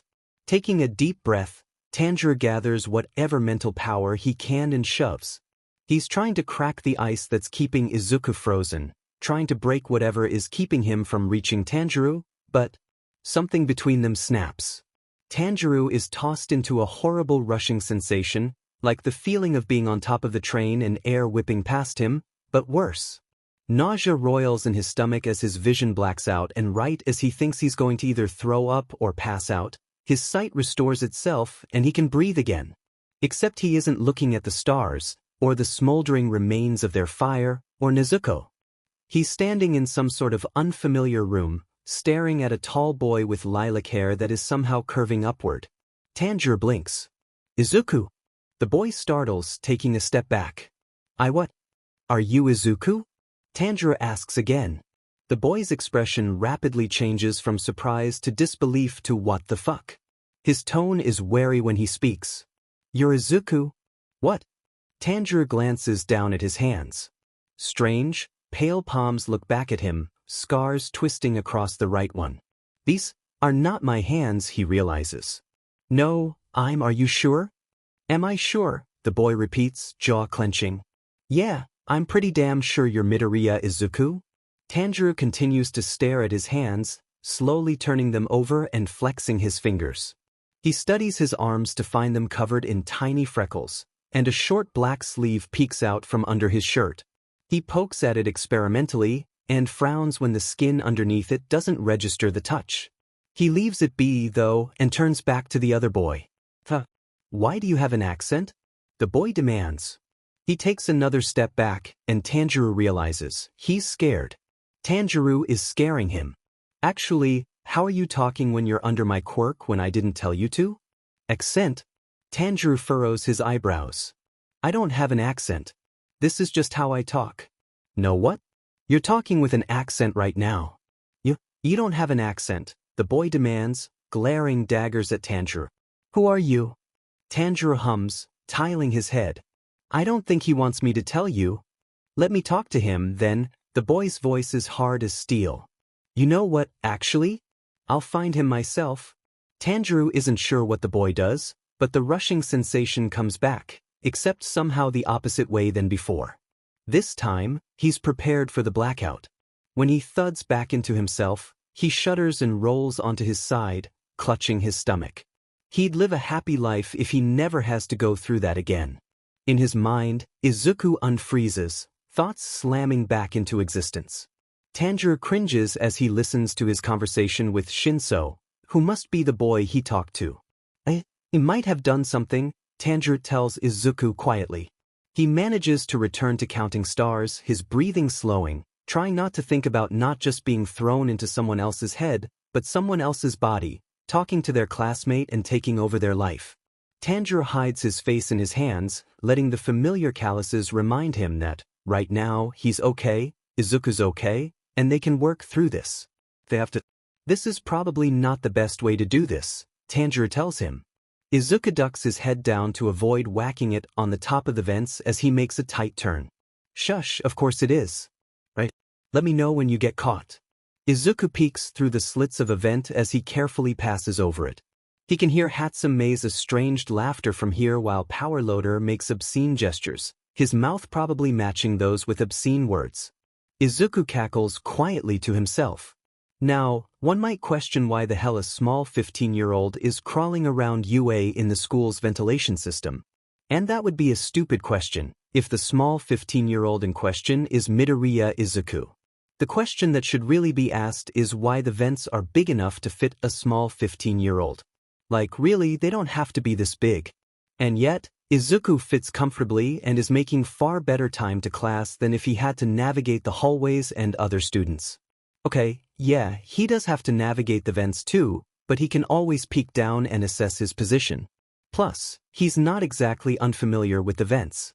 Not that anyone knows that, of course. Except Nedzu, because the rat-mouse-bear principle knows everything. Actually, Izuku's theory on why the vents are so big is because Nedzu himself likes to slither through them. It's hardly the weirdest thing the principal has done. Rat-mouse-bear? Tanjiro asks, sounding amused. Yeah, no one quite knows what he is, Izuku informs him. But he's really, really smart and really, really scary. And how did an animal come to be in charge of your, hero school? That's a really good question. Izuku tells him cheerfully. He activates One for All and bounces between opposite walls of the vents to manage the steep incline. It beats running upstairs, in his opinion. If anyone hears the clanging of a ricocheting teenager in the vents, well, he hopes they won't bring it up. Besides, Nedzu can't keep the vents all to himself. He's the one that made them this size, anyway, so he really shouldn't be surprised that others would monopolize them. It's free real estate, Izuku whispers, barely holding back another cackle as he passes by a vent. A what? Izuku gasps dramatically, clutching at his chest. Oh uncultured one! How hast thou lived without the enlightenment of Vin Dash? In his moment of distraction, Izuku slides forward without noticing the slitted opening beneath him. He yelps as it swings open under his weight. The next thing he knows, he's tumbling ass over tea kettle and in half a second flat, he's staring at a familiar ceiling and a pathetically swinging vent. Aizawa-sensei peers at him from his sleeping bag, an eternal sigh escaping his lips. A GPS voice announces in Izuku's head, "You have arrived at your destination." He resists the urge to cover his face with his hands and wonders why the floor hasn't opened up to swallow him yet. Problem child. You just fell from the ceiling, Aizawa-sensei says long-sufferingly. Why? Izuku, unfortunately, says the first thing that comes to mind. Sorry, my spawn point must have glitched. Aizawa-sensei blinks at him slowly. What? A few snickers drift around the room, and Izuku gets to his feet to find a fair number of his classmates assembled in their seats. He offers no explanation to Aizawa-sensei as he accepts a low 5 from Siro and slides into his chair. Kaminari has a shit-eating grin on his face as he says knowingly, "Oh, dude, that happens to me all the time. Right?" Ashido giggles. She looks absolutely delighted by the turn of events. Tanjiro is laughing a bit too, though it seems more from the effect of Izuku's own amusement since Tanjiro is wholeheartedly confused. Aizawa-sensei stares at them for what must be a solid minute without blinking. Then he sighs heavily and pulls himself out of his sleeping bag with a mutter that sounds suspiciously like, "Fucking teenagers." "You know what, you're definitely right," Tanjiro says. "I have no idea why he hasn't killed you yet." If he smacks his own face, Izuku wonders, would it transmit to Tanjiro, too? "I have never been more offended," Tanjiro says, in a deadpan voice that conveys the exact opposite of his words. "And I think it would hurt you as much as me, so there's really no winning there." "Oh, shut up. Are you hungry or is that me?" Tanjiro asks with a sigh. Izuku shoulders his bag as he heads back across campus, dim voices chattering in the distance. He bites his lip, grimacing. "I think that's me. I'll find a snack when I get to the dorms." He has the brief thought of, "I wonder what cardboard dust tastes like?" and then proceeds to go what the fuck, brain. But his brain has a point. "I'll just pretend that I know what that means," Tanjiro mutters. "Dude, you cannot tell me you've never licked cardboard before," Izuku tells him, though he's trying not to laugh. "It has a really distinct taste, so if, say, Shigaraki dissolved a cardboard box, would the dust retain that taste?" "What's cardboard?" Izuku snickers a little, although it's an aghast snicker. "First quirks, now cardboard," he teases. "What else has society failed you on? Hey, you didn't know about demons before this." Tanjiro squawks indignantly. "So, don't go out at night alone and stuff." "Great. Truly helpful. Thank you." Sadly, the dorm kitchen doesn't stock cardboard. However, there are month-old crackers stashed in the back of a cabinet, so there's that. Or he could punch a wall to get a piece of drywall, but Aizawa-sensei might question his sanity at that point. Honestly, Izuku questions his sanity sometimes too, so his sensei isn't special. He cuts up a pear instead, climbing up to his room and sitting on his desk chair. He spins in idle circles as he eats, then plugs in his earbuds. Gentle guitar and a soft voice fills his head and Izuku sighs, leaning back in his chair and closing his eyes. They fly open again when Tanjiro startles hard enough for Izuku to feel it. He jerks and asks quickly, "What? What the hell is that?" Tanjiro demands, and wow, that's the first time Izuku's heard him curse besides quoting his friend. He's tempted to applaud, but alas, there's other things he has to deal with. "Don't tell me you don't know what music is," Izuku groans. "Really, dude, how?" "I know what music is," Tanjiro huffs, rolling his eyes. "But where is it coming from?" "My earbuds?" "What?" Izuku runs a hand through his hair. "I don't even know where to begin explaining earbuds to you. How do you live, honestly? Are the Demon Slayers some kind of weird Amish-like group? Is that what this is? You're not allowed to have technology?" "No what?" "It's true that technology advanced really fast while I was training, but I've never heard of earbuds." "Then what?" Izuku trails off. "Last night, there was something about what the figures in the dream had said. Tanjiro doesn't know about quirks, or heroes, or cardboard, or earbuds, but has some form of technology. Something about this isn't adding up. Outside of our world, outside of our time, he does not belong." His stomach flips, almost painfully. They hadn't meant. There was no way. "Oh," Izuku says aloud. "Oh no." He brushes off Tanjiro's questioning thoughts and whispers, What year is it, Tanjiro?" Tanjiro seems to catch on, his thoughts faltering. Still, he answers hesitantly, We're in the Taisho period right now?" Izuku's phone tumbles out of his hand, but he barely registers it as it hits the floor. His earbuds jerk out his ears, music blaring tinnily from the tiny speakers. It's one thing to have a quirk stick a stranger in your head. It's entirely another if that stranger is from the past. All those shifting, lonesome puzzle pieces Izuku had been collecting snap together, and it's so obvious now. Tanjiro's lack of general knowledge, his accent from speaking a dialect long since past, his confusion about quirks in particular. He's from a pre-quirk era. "I don't know what that means," Tanjiro says apologetically, though his voice is strained. "You're saying you're from the future?" Izuku buries his face in his hands. The Taisho period was hundreds of years ago, at the beginning of the 20th century. No wonder they've been so out of sync about information and locations. Everything Tanjiro knows is hundreds of years old, and everything Izuku knows is hundreds of years in the goddamn future. "Well, Tanjiro SAS Weekly. This is new." "No shit, shirt." Izuku lets out a tiny laugh that is definitely not born of hysteria. Nope. He reaches for his earbuds again, letting the music drown out the oncoming panic. "This is fine. It was already weird. I can work with this. It doesn't really make much of a difference. Except that we have literally no way of actually contacting each other," Tanjiro points out. "Which might have helped us break whatever this is." Tanjiro, politely, "Shut the fuck up. I'm trying to be positive about this." "But yeah." Tanjiro throws his mind around for a distraction. "Music? What's your music about? What language is that?" Izuku accepts the topic change thankfully. "It's in English," he tells his brain Rumi. Izuku had watched so many American hero films and looked at so many American comic books that he's pretty much fluent. It's nice that he has an easier class here along with the other ones that seem set on drowning him with assignments. He's talking about how he's like, wasabi? Art is art, I guess. Izuku snorts, but closes his eyes as he props a knee up on his chair. He can envision the exact expression on Aizawa-sensei's face if his teacher found out about this, the disappointment set to his mouth and the sigh of, problem child. Izuku winces and banishes the image, leaning back in his chair.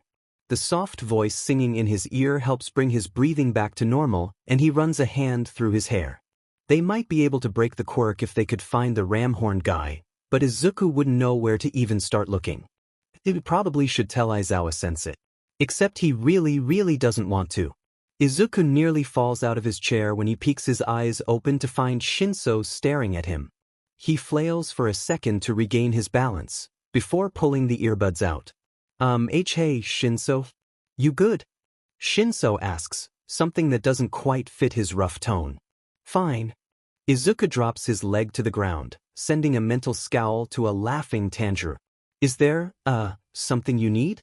Shinso plops down on the floor, leaning back against Izuku's bed. He studies Izuku for a few seconds, eyes just barely narrowed. His white pupils, Izuku decides, can be kind of unsettling. Finally, he says, tell me about your friend. Izuku cuts himself off. Of course he's talking about Tanjiro, dumbass. He glances over at the door to make sure it's shut. What do you want to know? Shinso presses his lips together, considering. Start with the quirk. What do you know? Izuku wrings his fingers, glancing towards his notebook set askew on his desk. He sighs a bit. Not much. It's a mental quirk, obviously, touch activated on one side. I thought it was just telepathy-based, except, he shakes his head. It's really confusing. Touch activated? Shinso asks, an eyebrow creeping upward. I thought you were hit with a stray quirk? Izuku feels his face flush and he drops his gaze. I mean, it wasn't quite stray, but I don't think he was a villain. Shinso blinks at him slowly. You said that about your friend too. Midoriya, someone using their quirk intentionally on you without a license is against the law. Which very well means he might be a villain. I know, just, Izuku lets out a frustrated sigh. Never mind. Anyway, it's really complicated, but Tanjiro is fine. We're both fine, we just have to wait until it wears off. And if it doesn't? Izuku rubs a hand over his face. Then I don't know, Shinso. We can't exactly meet up in person, and I have no idea where the guy went after he used his quirk on me. My friend and I have gone over this, and we can't figure a way out. Shinso crosses his arms over his chest. As in he doesn't live in Japan, or? Well, Izuku bites his lip, sending a quick message to Tanjiro asking if he's okay with telling Shinso. Tanjiro confirms, though nerves shoot through both of them. Izuku unconsciously drops his voice. He's from the past. The Taisho period? Excuse me? Shinso is staring at him as if Izuku said he steals the other's hair while he's asleep. Tanjiro snorts at that. How in the hell?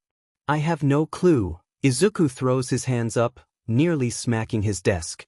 Not only that, but the quirk fucking changed. I thought it was just telepathy, right? It started out as telepathy, but no, now it's telepathy and empathy. What kind of quirk does that? Shinso stares at him, mouth open, before shaking his head. Should I use my quirk on you again? See if I can talk to him? He doesn't know anything either, Izuku says. He said he wasn't touched by anyone, even though he felt the same effects of the quirk. And he's not trying to hide anything, I can tell, since I'm in his head as much as he's in mine. Shinso leans his head back against Izuku's mattress. Sounds pretty nightmarish in there. What's he like, anyway? Izuku considers, replaying their conversations and Tanjiro's thought patterns, the little snatches of personality shining through every one. A spark of warmth lights in Izuku's chest, and he smiles softly. Tanjiro's, he's just so genuinely kind. Even when he gets frustrated about the quirk. His mind is gentle, and he's just warm. Izuku's smile grows, turning into something a bit more mischievous. But he will throw hands when necessary. Tanjiro nearly chokes, but Izuku can feel the smile that stretches across his face. Shinso's head is tilted slightly, his normally bored features taking on a softer touch. It's the closest thing to a smile that Izuku's seen on him, at least when he's talking to Izuku. Seems like you got stuck with a past you? It takes a moment for the meaning of those words to register. Izuku's jaw drops and he splutters, what? No, I'm not, I thought you hated me. Which is fine and all, but... Shinso hums a little. I used to, before I knew you. I thought you were the golden boy of youth, praised and with an endless ego because of your perfect quirk. Izuku opens his mouth, incredulity shooting through him, but Shinso continues. I mean you are. Literally everyone loves you, but now I know you. Well, I can't think of anyone better for a quirk like yours. All Izuku can do is stare. There's a faint dusting of pink on Shinso's cheekbones, but he doesn't look away. Izuku's throat constricts, the familiar burning sensation of tears rising behind his eyes. He curls his hands into fists, clutching the hem of his shirt, and whispers, "You really think that? If you cry, I will too," Tanjiro complains, but there's no harshness in it. In fact, there's a strange gentleness, happiness budding in Tanjiro's lungs, and it's not for himself. Shinso rolls his eyes, shooting him a look of fond exasperation. "I wouldn't have said it if I didn't, dumps." "Oh," Izuku squeaks, blinking quickly to ward off the embarrassment of tears. The warmth that had sparked in his chest only grows, something fragile and hopeful rising with it. That's really nice of you." Shinso lifts a shoulder. "Yeah, well, figured it needed to be said." Izuku releases the hem of his shirt, locking gazes with lavender irises. "I don't hate you either," he says quietly, a small smile tugging at the edges of his lips. "Just so you know." "As if you're capable of hating anyone," Shinso scoffs, ducking his head, but not before Izuku sees that the pink on his cheekbones has darkened. Izuku lets the small smile grow, and finds that he's still smiling after Shinso leaves. It seems he's made another friend, and he didn't even have to break any bones this time. "Excuse me?" Izuku bursts into laughter, almost doubling over as euphoria overtakes him, because they're okay. He and Shinso are okay, and even though the quirk is still going strong, things are finally starting to feel alright again. The snow crunches under his feet, cold biting at his cheeks, and he treks up the mountain. The trees sway serenely above him, their branches laden down with the fresh layer of snow that fell during the night. His empty basket thumps against his back, and he can't help but feel proud that he'd sold all the charcoal. Maybe they would have a little extra money this time, and he'd be able to get a treat for his siblings. Then the scent of blood fills his nose. The basket falls to the ground and he runs. The snow is stained pink and red, colors that look so pretty at sunset but so wrong painted across the ground. Nezuko lies limp outside the doorway, her arm wrapped around Rokuta as if to protect him. Crimson is puddled around them and they're not moving, they're not. He stumbles forward, a wordless, inhuman sound escaping his lips. He finds the front door thrown open and torn to shreds, and the smell of blood is overpowering, so strong it makes his head pound. His hand clenches around the doorframe as he slides to his knees, vision blurring. Unseeing eyes surround him, tiny bodies splattered with more blood than he thought possible. His mother is slumped against the wall, shoulder partly shielding Hanako. Takeo stares at him with empty maroon irises from where he was thrown carelessly over Shigeru. His lungs won't work, he's gasping for air, he can't breathe, he can't. They're gone, they're all gone. Rokuta is crying, sobbing, and he turns slowly to find his baby brother in the doorway, blood marring his face. Takeo tilts his head from where he lays, the scarf wrapped around his neck no longer blue. "Where were you when I—" Rokuta wails. We needed you. What the hell were you doing while we were being murdered, huh?" Takeo spits. "You should have been here. The one time it mattered, the only time we really needed you, and you weren't here." Hanako grasps at his sleeve, her fingers leaving bloody streaks on the checkered pattern. "Where were you?" she whispers. "I'm sorry," he says, tears of his own spilling over. "I'm sorry, I didn't. Dash." His mother's soft voice cuts through his useless pleas. Sorry doesn't change anything, she tells him in that gentle, firm tone she used to use when scolding him. "It should have been you." His hand wraps around the handle of his katana, the grip and weight of it oh so familiar. The blade shakes as he lifts it. Just one cut. One cut is all that it would take. He has to wake up, he knows he has to. The room spins around him, the bodies of his family disappearing into smoke. The sounds of Itsuzumi fill his ears, and the room shifts again, sending him slamming into a wall. His breath catches in his throat and he coughs, ribs aching as he forces himself to his feet to face the demon. Kyogai stares at him with narrowed blood-red eyes, clawed hands poised to strike at his Tsuzumi again. He opens his mouth to speak, but instead of the demon's own gravelly tone, it's his mother's voice that passes his lips. "It should have been you." He slams his palm onto the Tsuzumi on his left thigh, sending him reeling backward. The demon strikes again, and again and again, and he's falling but not, suspended in the air as the room spins and spins and is peach. WAKEUP.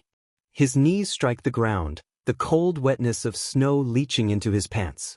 He snaps his head up, katana held out in front of him. His hands drip with blood, red spilling between his fingers.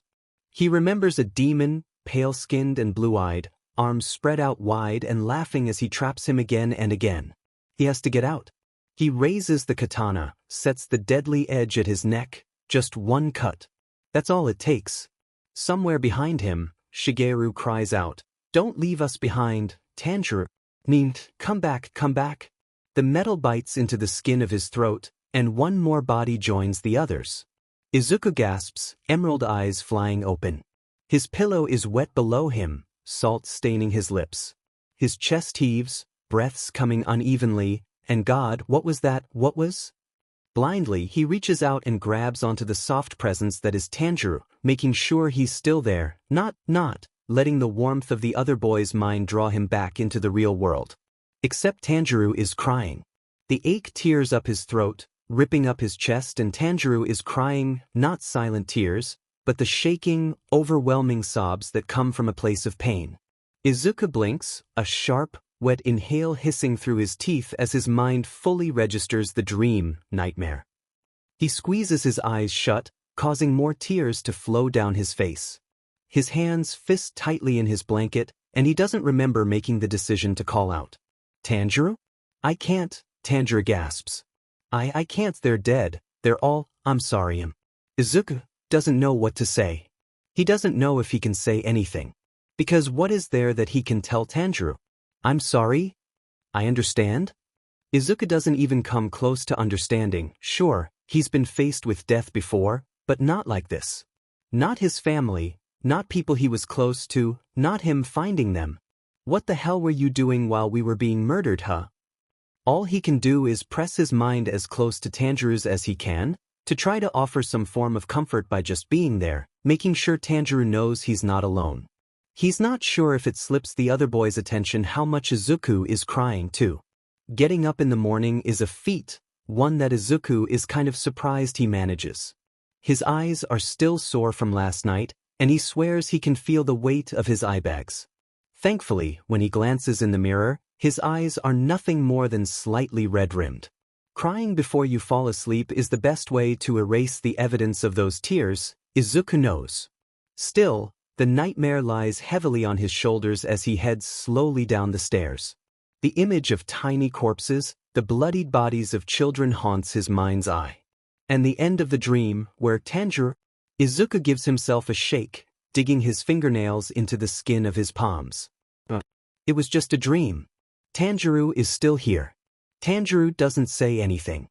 He's been quiet since the nightmare, his mind distant.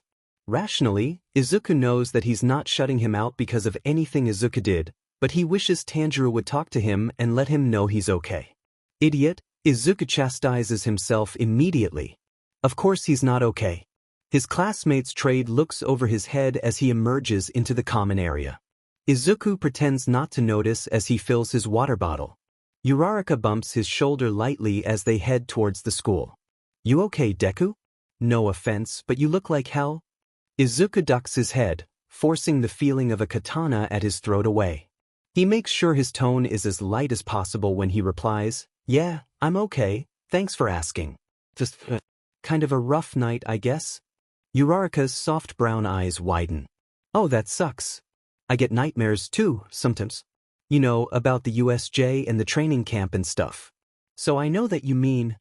"Nightmares are more than common, Midoriya," Ida says from his other side, in a tone that constitutes as gentle for him. "Especially with the unprecedented amount of villain attacks we've had. It's nothing to be ashamed of." Izuku murmurs a quiet thanks, though he winces on the inside. He hates the thought of his friends getting nightmares because All for One had thrown Shigaraki at him. They all got caught up in his mess just because they're in his. He wonders if his classmates wish that they were in 2A, instead, where they wouldn't be stuck in the crossfire. Not that they know it's crossfire, but still. His classes go about as smoothly as possible when one has had little sleep. Aizawa-sensei eyes him from his desk as he talks, and Izuku tries not to shrink away from his gaze. He has the urge to chant "Don't be suspicious," but he doesn't think Tanjiro would appreciate it right now. Izuku sighs. It's not as if Tanjiro's silence is strange. He's been quiet a lot, especially while Izuku's in school. But this is a different sort of silence, and with the nightmare still vivid in his head, Izuku longs to talk to his friend. He knows, though, that this is Tanjiro asking for space, and Izuku would be a shitty person if he didn't give it to him. Thanks. Tanjiro's small whisper almost makes Izuku drop his pencil. I need a little time to get my head on straight, that's all. Oh no, that's more than fine. Izuku assures him quickly. Don't worry about it. I mean, I can't really go anywhere, right? Tanjiro sends a hum of acknowledgement back. And it's not that Izuku feels better, he's not sure he can, not with the sound of a little boy sobbing ringing in his ears, but now that Tanjiro's voiced what he needs, Izuku knows what he can do to help. Even if it's keeping his distance for now. Shinso catches him in the hall as they leave quirk history. The lavender-haired boy looks him up and down before raising an eyebrow. Did a hurricane tie that tie for you? Izuku huffs, turning to head down the hallway. A simple, "Hi Midoriya, you look like shit," would do. "Hi Midoriya, you look like shit," Shinso says obligingly, falling into step with him. Is the quirk acting up or something? Need me to talk to your friend? Something like that, Izuku mutters. And no, but thanks. We're not really talking right now. Shinso frowns at him. But, did you guys fight? Izuku shakes his head, curling his fingers tighter around the strap of his backpack. For a second, he swears it's the handle of the katana from the dream, hanging with a familiar weight from his hip. He lets go of the backpack strap as if he's been burned, pressing his lips together tightly. Just saw something I don't think I was supposed to. We're not on bad terms or anything, but he said he needs some space. Oh, Shinso tucks his hands into his pockets, head ducking a bit. That would suck actually. I guess there's not really a way to hide anything from someone in your head, huh? Not really, Izuku sighs again. Still, though, he trails off with a shake of his head. I'm just not sure what to say, you know? Because it's not like he owes me any, explanations or anything, but do I just pretend it didn't happen? Shinso shrugs. I mean, from what I've heard about the guy, he doesn't seem like he'll get pissed off by you trying to talk about it. But if he doesn't, then leave it. You don't really know him, right? Izuku purses his lips. The thing is, he might not know Tanjiro in person or in any physical sense whatsoever, but he's been quite literally inseparable from the other boy for about 5 days at this point. So he feels like he really does know Tanjiro. It would be kind of hard not to get to know a person that's been living in the same head as you. That's fair, Shinso agrees. Izuku smacks a palm onto his forehead, feeling his cheeks darken.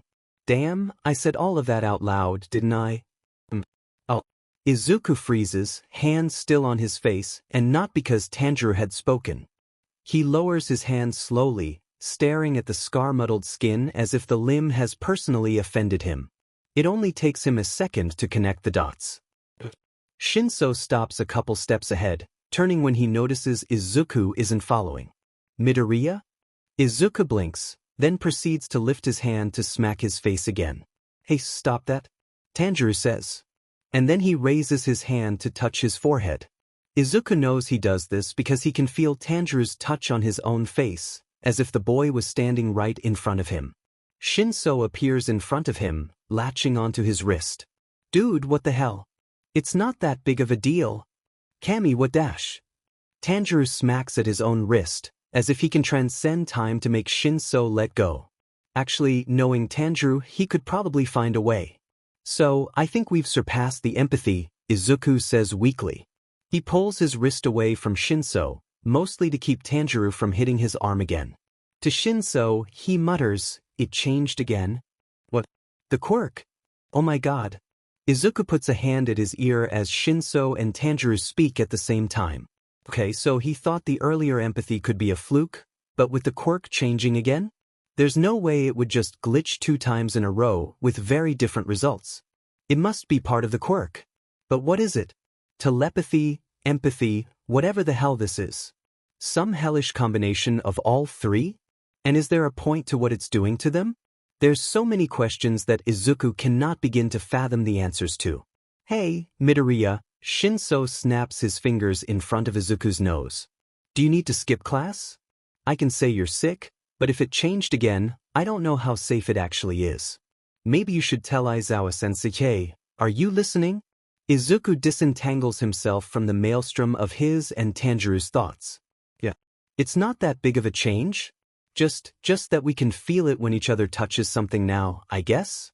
Like the quirk wired our nerves together. Izuku winces. Okay, so maybe that doesn't sound great.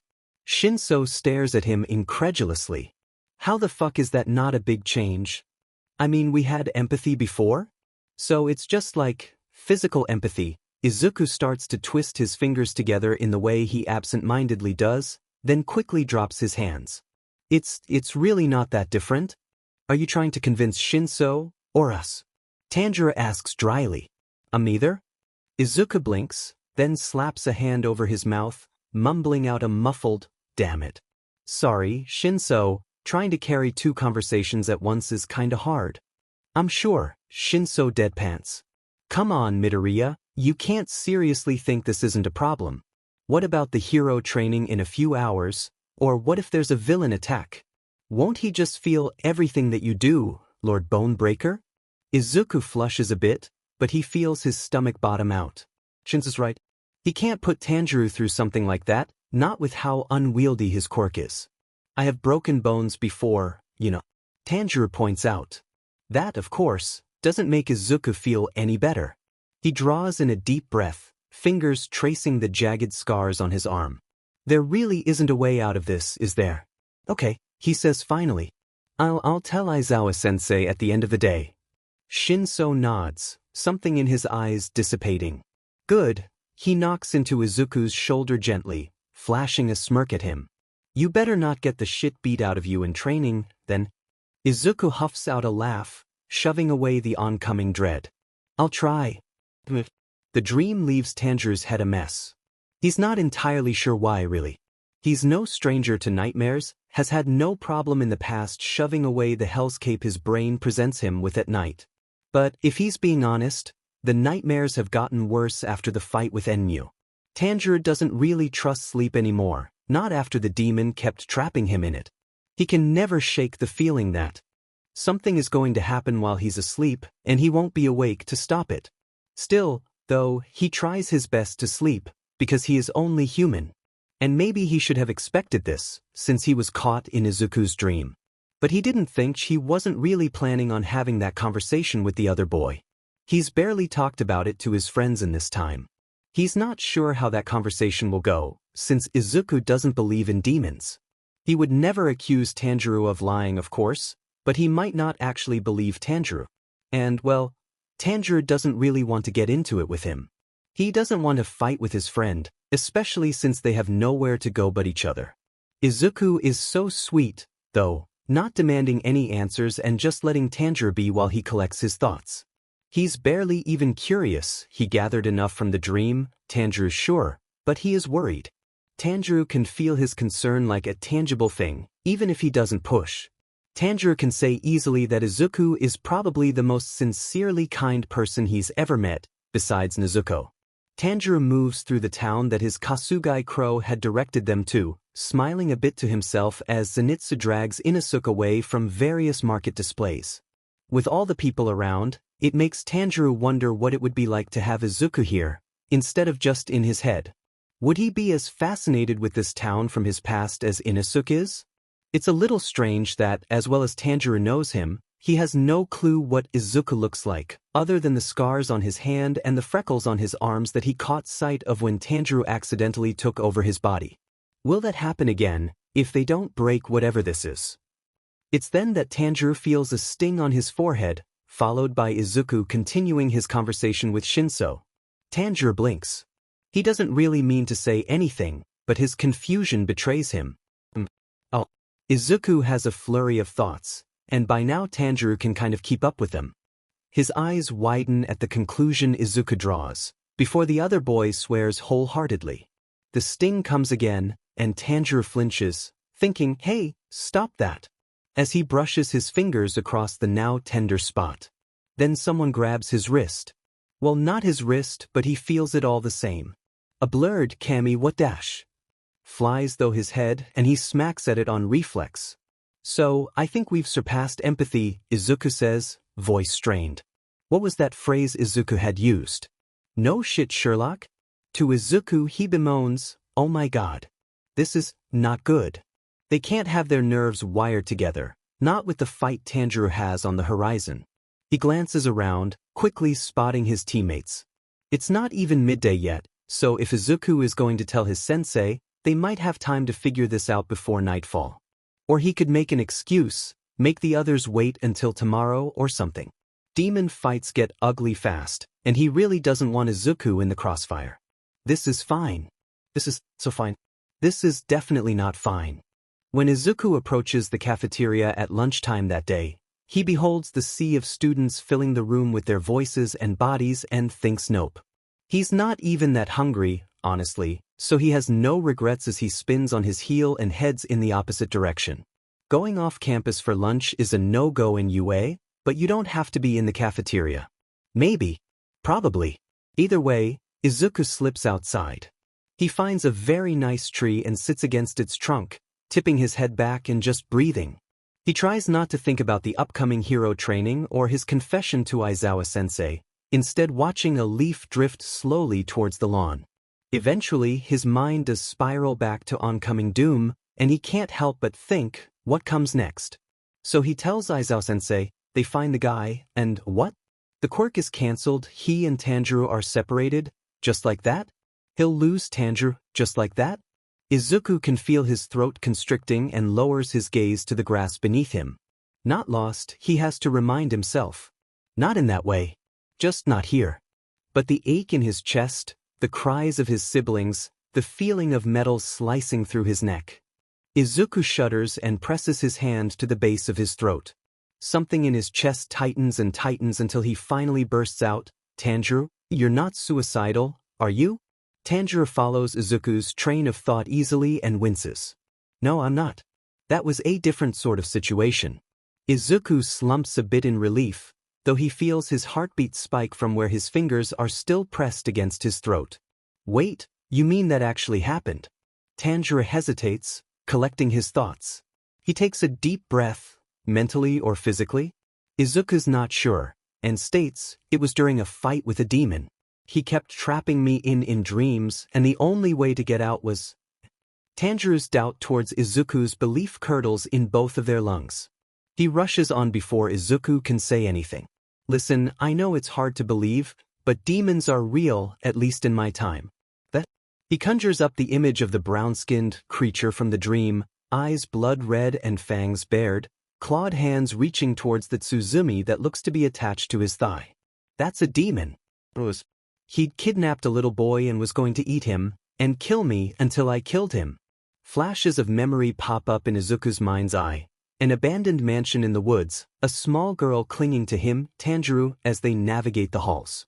The rooms and corridors shifting and spinning around them as the sounds of a Tsuzumi fill the air, and finally throwing open a door to reveal a boy staring at him with terrified eyes. The corpse of a woman, bloody and torn apart. The sharp pains from being tossed around with cracked ribs and a broken leg, finally finding the opening thread and swinging with all his might. Tanjiro shakes off the memories. Izuku can feel him closing his eyes, tightening his grip on his katana until his knuckles turn white. They killed my family, Izuku. He whispers, the ache in his voice raw and unguarded. The Demon King, Kibutsuji Musen, slaughtered my baby siblings for no other reason than because he could. He turned my sister into a demon, and she almost killed me before Jusan stepped in. Demons are very real, and they aren't human, not anymore. Izuku presses his hands over his mouth, nausea roiling in his stomach. He mirrors Tanjiro, squeezing his eyes shut as he lets out a shuddering breath. Not human anymore. Demons were like monsters out of a fairy tale. Monsters with power, a hunger for blood, being alive and human once but now past death. And doesn't Izuku know something about monsters? Memories of mottled skin and exposed brains, blood-curdling screams, and nothing but destruction fills his head, and he thinks, oh. Tanjiro, he chokes out, feeling tears pool in his eyes. I'm so sorry. It has nothing to do with you, Tanjiro reminds him gently. You're hundreds of years in the future. Honestly, the fact that you have no idea what demons are is comforting. That means we demon slayers succeeded, right? I guess. Izuku pulls his hands away from his mouth and leans his head back, taking in the blue of the sky. If that's really true, then this world, his world, is safe from the creatures that used to stalk the earth because of warriors that existed hundreds of years ago, unseen and unpraised for their efforts. A lot of good people have died for our cause, Tanjiro says softly. A man's face, bloody and beaten but smiling even as his breath halts flits by. It's nice to know that their sacrifices weren't in vain in the end. Izuku gives a small shake of his head. Demon slayers deserve better. They deserve to be remembered like the heroes of past ages, because that's what they are. But they faded from memory and from history and they were forgotten. That's probably because we aren't acknowledged by the authorities, Tanjiro says. Like I said, most people even these days don't believe in demons, so we kind of go by unnoticed. There's a few legends, I guess, some rumors about what we do, but the world is changing, you know? Demons have become folklore, and us slayers along with them. That's not right, Izuku murmurs. You guys are protecting humanity. You're keeping those monsters at bay. You deserve some sort of recognition. Tanjiro shrugs, and the phantom feeling of cloth brushing against his shoulder makes Izuku shiver. I mean, not much we can do, right?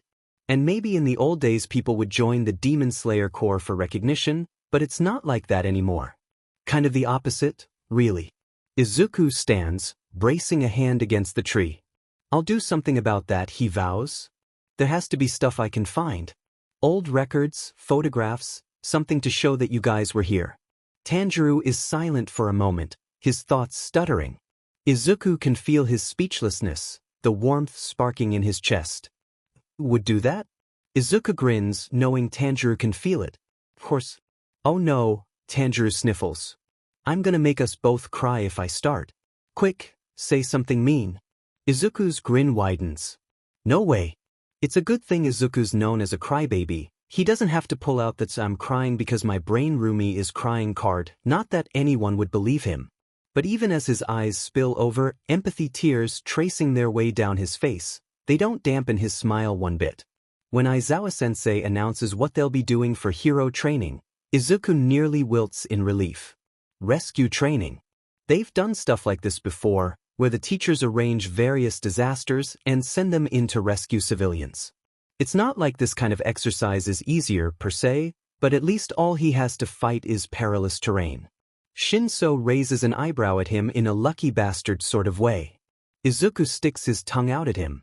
They suit up, and Aizawa-sensei directs them towards ground beta. This area has been hit with an explosive, he drawls, hands shoved in his pockets. Many buildings are unstable. Find the civilians that need saving, and move past the ones that can't be saved. Deliver the civilians to the designated medical area. Points will be awarded based on how many people you rescue and how you handle said rescue. Understood? Izuku peers at the shells of buildings set up, debris scattered all over and fires actively burning. He shudders a bit at Aizawa-sensei's warning. He knows his sensei is just trying to prepare them for the real world, but it seems a bit harsh. He shares an uncertain look with Uraraka. Well, your sensei's right, Tanjiro murmurs. People get killed, and you can't afford to get distracted. Thanks for the vote of confidence, Izuku tells him dryly. They're put into 5 teams of 4, and Aizawa-sensei positions them at different points around the ground. Even from where he's standing, just outside the west side of the ground, Izuku can taste ash in the air. Aizawa-sensei's voice crackles in the comms a few seconds later, go. His team, Todoroki, Kirishima, and Ajuru, don't waste time. Izuku glances around, pulling his mask into place to try to filter out the smoke. He motions for them to spread out a bit as he makes his way closer to a tremulous-looking building. A little ways behind him, Ajuru calls, "Hello? Can anyone hear me? We're heroes." Kirishima tacks on helpfully. They all pause, listening to the sound of their own breathing and the crackling of flames until a distant wail floats through the air. Izuku locks eyes with Todoroki, and they take off. People aren't actually hurt, are they? Tanjiro asks, his voice soft like he's trying not to distract Izuku. No, Izuku assures him as he picks his way over a pile of broken, shifting concrete. It's just an exercise. They usually nab some older hero students or kids from other departments to play civilians. Tanjiro starts to say something else, but his thoughts halt suddenly, his attention snapping to something else in his time as one of his friends starts talking to him.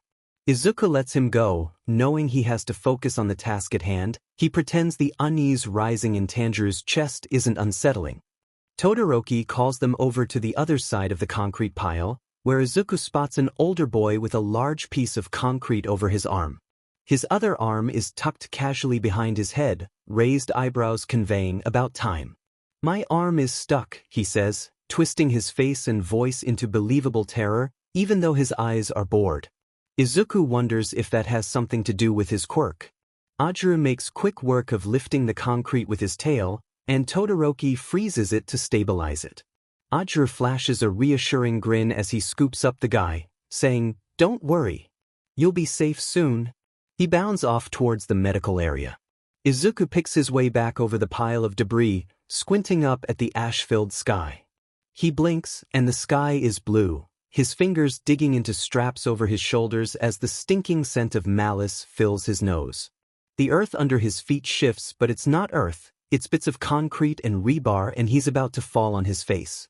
Kirishima grabs his shoulder, steadying Izuku before he can make a bigger fool of himself.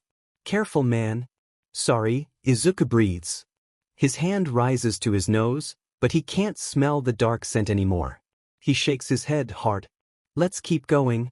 They find a girl around their age standing in the street and droning on in a monotone about how her cat is still inside her smoking house. She proceeds to resist every effort made to remove her from the dangerous area. Izuku huffs quietly and volunteers to find the cat while Todoroki and Kirishima escort her away, since he's the only one with a mask. Todoroki shakes his head. "Not by yourself. Kirishima can take her. I'll stay in case the building becomes more unstable." Izuku nods, shifting his mask more tightly against his face. Kirishima sends them an enthusiastic thumbs up and gently drags the girl off. She rolls her eyes egregiously, but lets him. Izuku powers up one for all to 20% and bounces inside. The smoke is thick, trapped in between the walls, and Izuku coughs a bit. He's not sure where the fire is located, so he moves carefully, avoiding a wall that has collapsed inward. The house isn't too large, thankfully, and he kicks through a ruined door to find a burnt bedroom. On the scorched futon sits a shoddily made cardboard cat, with cat written across its face in black Sharpie in case it wasn't clear. Izuku lets out a snort and scoops up the cat. Either this was placed here later, or his teachers took great care not to burn the cat. He's betting on the second one, since it's well known that Aizawa-sensei is a cat lover. "Hey, Izuku." Tanjiro's voice is tight, carefully controlled, and the sound of it makes Izuku snap to attention. "Listen, I've got to. Zenitsu located the demon we've been sent to kill. We're going after it now, since it's been living in a cave system underneath this town, and, well, I don't want to miss this opportunity. But I thought you would like a warning, just so you know what's going on. So you don't freak out," is probably what he really means. Izuku can read between the lines. Izuku realizes he's been gripping the cardboard cat too hard, and peels his fingers away from the small dents that have formed in its belly. He's not sure what to say to that. Good luck? Have fun? After a second, he decides on be safe. "I'll try," Tanjiro promises, but there's a sharp, heavy feeling weighing down both of them. Izuku doesn't like the sound of that. Tanjiro's voice becomes forcibly lighter as he continues. "Hopefully you can finish up your exercise without me distracting you, since I'll be, occupied. Good luck." "Yeah," Izuku swallows against the taste of ash on his tongue. The house groans loudly around him, and he's jerked back into the present. Oh yeah, potentially dangerous situation here. In front of him, a beam crashes to the floor, sending sparks scattering into the air. Izuku skitters a bit to the side, eyes flicking up to assess the stability of the ceiling. Cracks span across the length of it, growing ever wider, and Izuku concludes not good. He activates One for All, green sparks joining the flickering orange ones, and propels himself forward. He braces a shoulder and tucks the cats to his chest.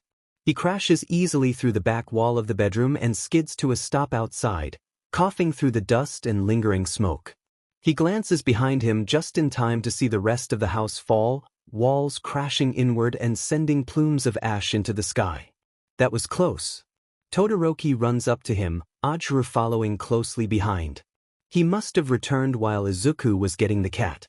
"I'm glad you got out," Todoroki says, gaze moving from Izuku to the remains of the house behind him. There's a smear of soot on his face, and Ajuru's white GI is similarly stained. Izuku doesn't want to know what he looks like right now. "I'm not sure I could have saved that. Did you get the cat?" Izuku holds up the cardboard cat triumphantly, unable to keep himself from grinning. Ajuru lets out a surprised laugh and starts to say something, but his voice is overtaken by Kirishima's calls over the comms. "Hey, I found someone on my way back. I'm gonna need at least one of you guys. Can't lift the wall and get the kid by myself." Trying to banish the dark feeling tightening his lungs, Tanjiro will be fighting for his life and he can't do anything. Izuku tucks the cat into his belt and follows Kirishima's directions to his location. It doesn't take long. Soon, he spots a flash of bright red hair that has to be his classmate. He weaves around various pieces of shrapnel, watching with envy as Ajuru casually veers at awkward angles in front of him, the weight of his tail moving to counterbalance every movement. See, that is definitely one of the pluses to having a tail. If Izuku had to choose a mutation, it would probably be that or something slams into his back, sending rivulets of pain across his shoulder blades. He jerks a bit, his feet halting as he reaches towards his back unconsciously. However, his fingers brush nothing but the fabric of his costume. The first thought he can muster that makes sense is, "Tanjiro?" "Sorry," Tanjiro wheezes. "Lots of arms. Too many arms." "Excuse me?" For a second, Izuku thinks of Shigaraki, except the villain is covered with hands, not arms.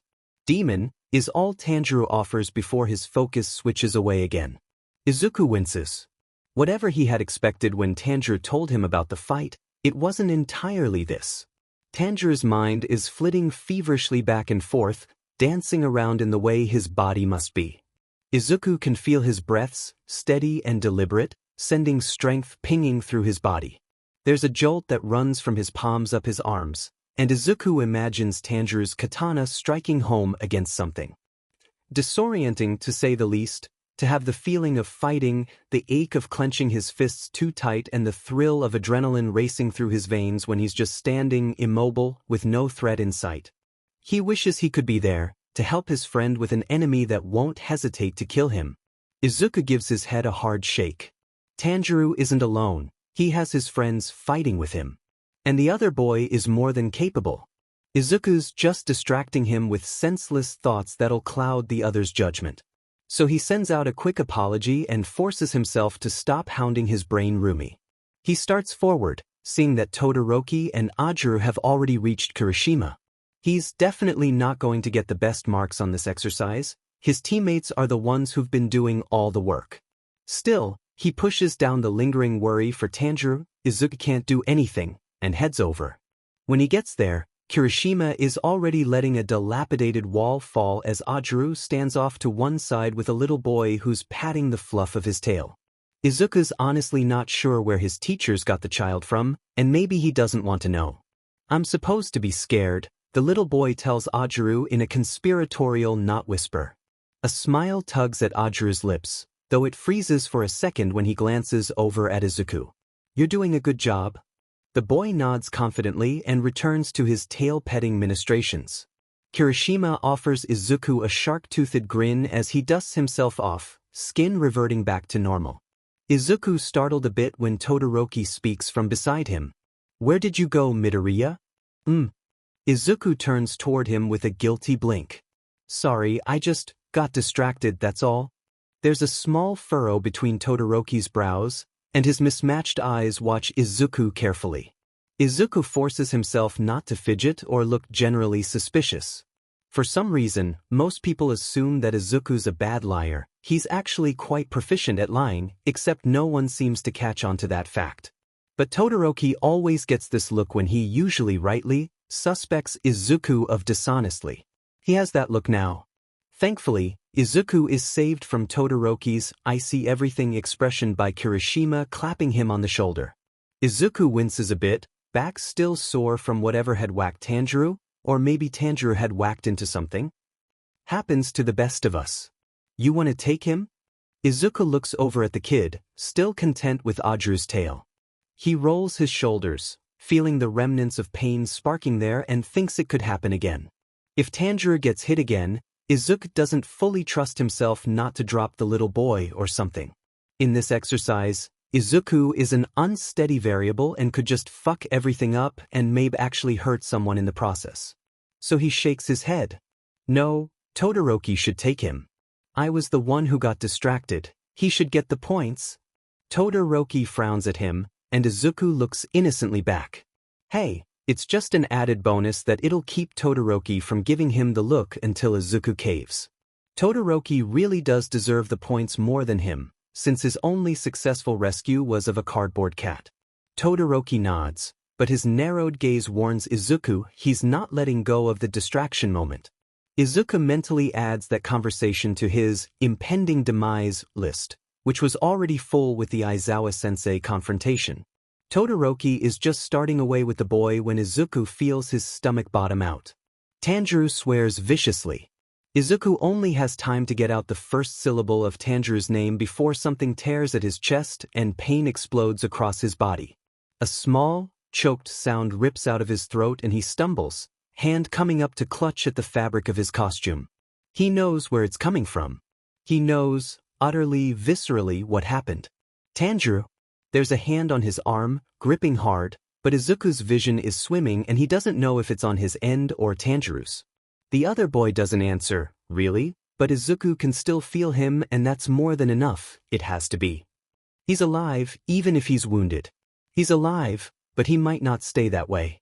Izuku's head clears enough for him to realize that the hand is, in fact, on his side. In one smooth movement, Kirishima shifts his hold on Izuku's arm to sling it across his shoulders. His crimson eyes are wide and worried and he's asking, Midoriya? Can you hear me? Midoriya. On his other side, Ajuru is speaking rapidly over the comms, tail twitching anxiously as he watches them.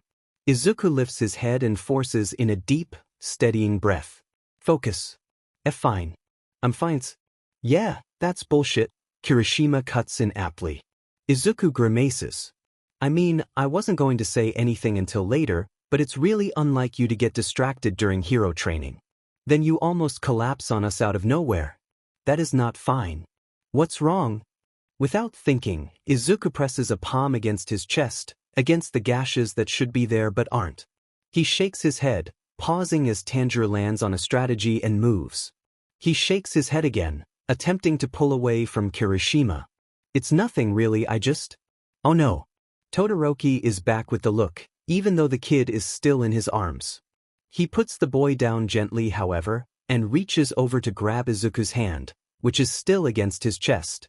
You're injured? And no, Izuku tries, forcing himself to straighten up, snatching his hand out of Todoroki's grip. Why would I be injured? Aizawa-sensei's on his way. Ajuru chimes in, hand dropping from his calm, his eyes skate over Izuku, face pinched. He said to. Izuku's hearing fuzzes out, replaced by endless, sharp ringing. His head starts to ache even as the relief of victory courses through Tanjiro. Black spots float in front of his eyes, too stubborn to be blinked away. It's okay, Tanjiro pants. I'm okay, Izuku, we got him. Based on the various bits of pain dancing in Izuku's bloodstream, he calls bullshit. He supposes he can understand Kirishima. A gentle hand brushes his shoulder and he startles, except that's on Tanjiro's end. The startle helps chip away at the painful fog and Izuku blinks to find that he's now on the ground. Fun. He's leaning against Todoroki's side, the coolness of his right soothing his red-hot chest. With stumbling hands, he pushes himself away, trying to balance into his own fully supported sitting position. It works for about 2 seconds before he crashes against Todoroki again.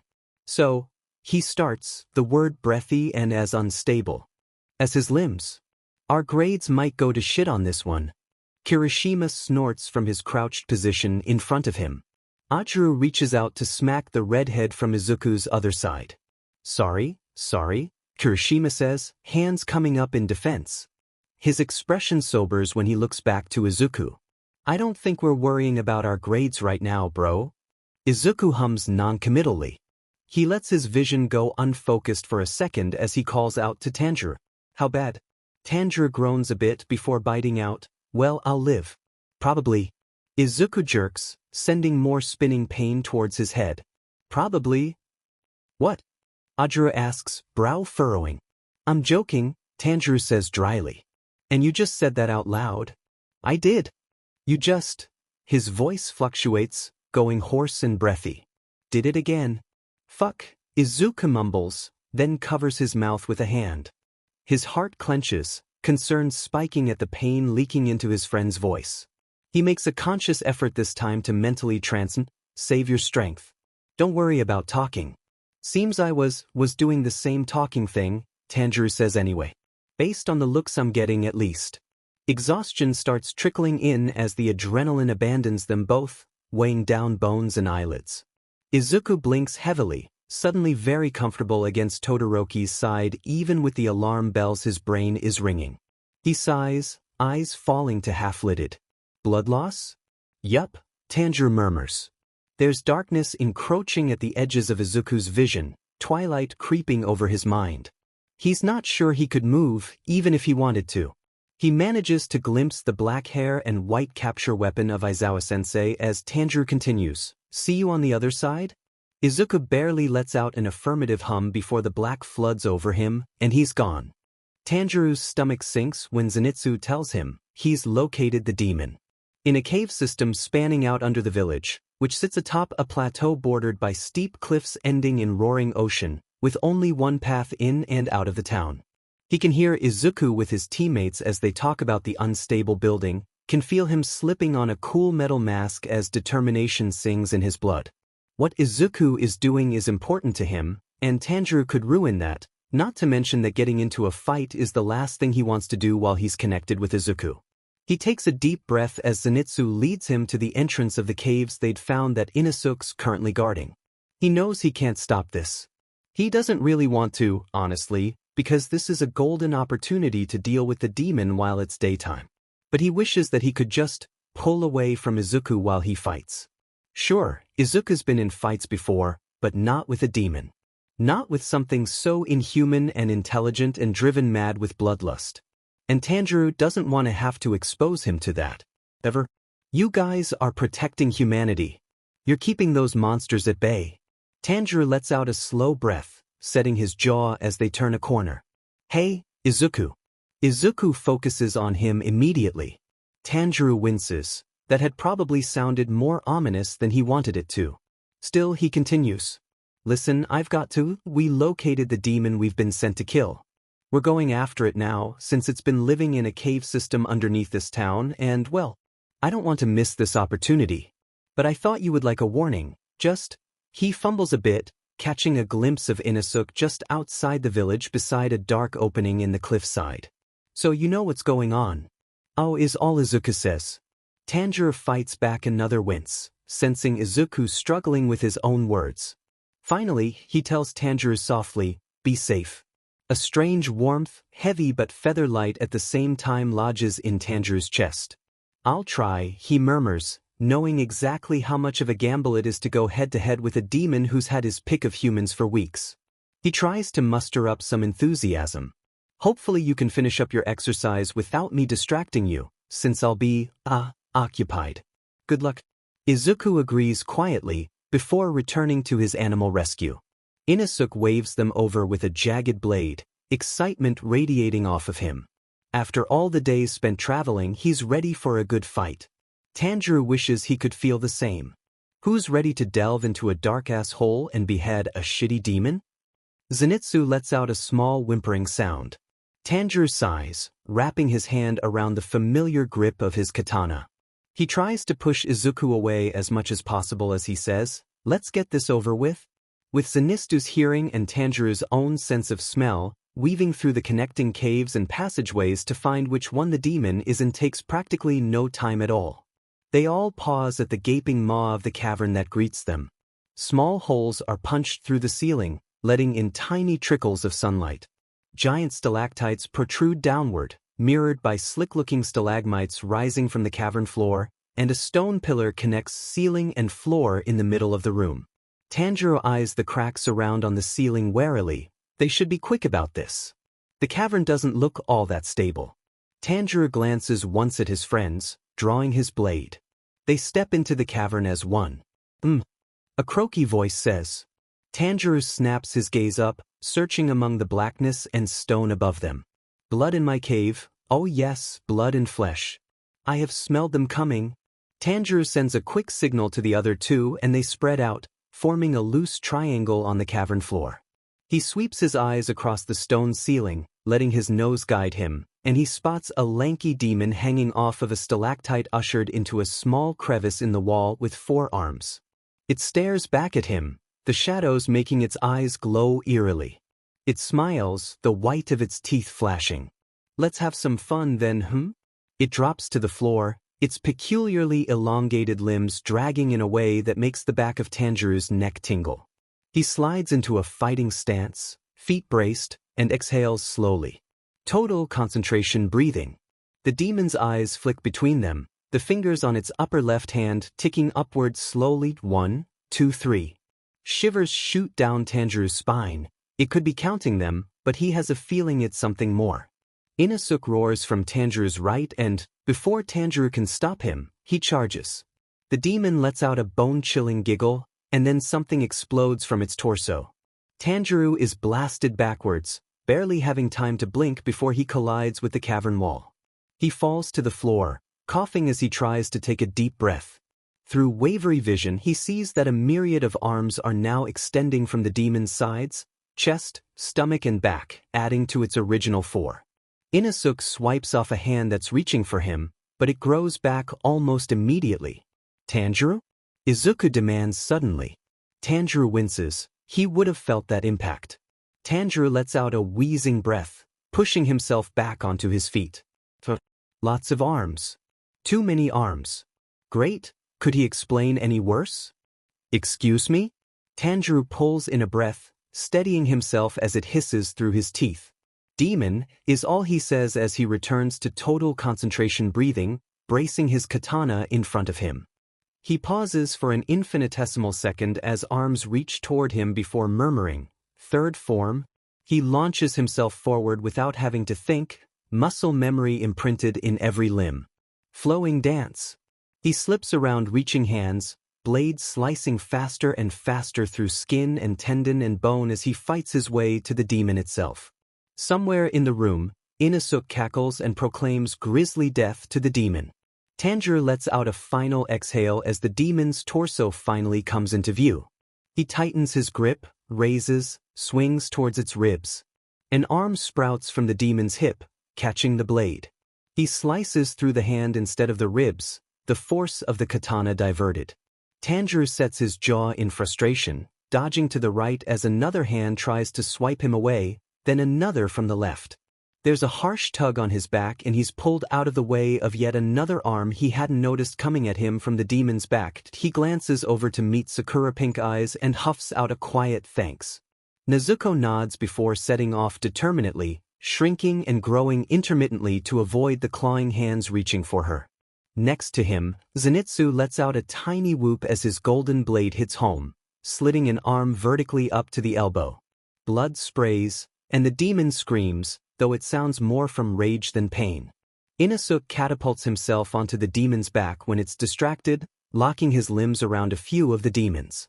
Tanjiro takes the opening, oxygen filling his lungs as he breathes deeply, dropping into a crouch as another hand claws at him. 7th form. Drop ripple thrust. He darts forward, katana clutched tightly, the blade reflecting the low light of the cavern. The demon growls, stumbling around as it tries to shake off Inosuke and Tanjiro moves. He aims for the demon's throat, feeling the tip of the sword pierce skin and the stink of corrupted iron filling his nose. The demon flings Inosuke off, sending him careening into Zenitsu, who lets out a startled yelp. With a triumphant shriek, it ducks the rest of Tanjiro's thrust and lunges toward him with blinding speed. At the same time, two titanic, viciously clawed arms burst from his chest and back. The back one shoots out and demolishes the pillar in the center of the cavern with the resounding crash. That was the support pillar, Tanjiro recognizes distantly, a barrage of swears streaking through his head. He's too focused on that to see the one from his chest as it dives directly for him, talons outstretched. Tanjiro barely has time to register Zenitsu's shouted warning before the hand rakes across his chest. Tanjiro feels it tear through his uniform, through skin and muscle and scrape bone. Agony explodes in his bloodstream, clouding his head as his knees buckle. Izuku screams his name, his voice echoing strangely in Tanjiro's head. On your feet, he tells himself, forcing himself to push the pain and rising guilt. Izuku can feel everything's away.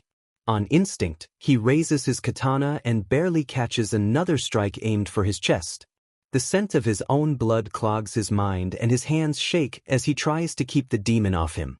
He's fallen back on desperate impulses, sparks flying into the air as the demon's claws scrape across his blade. If he can dodge at just the right moment, duck under the arm.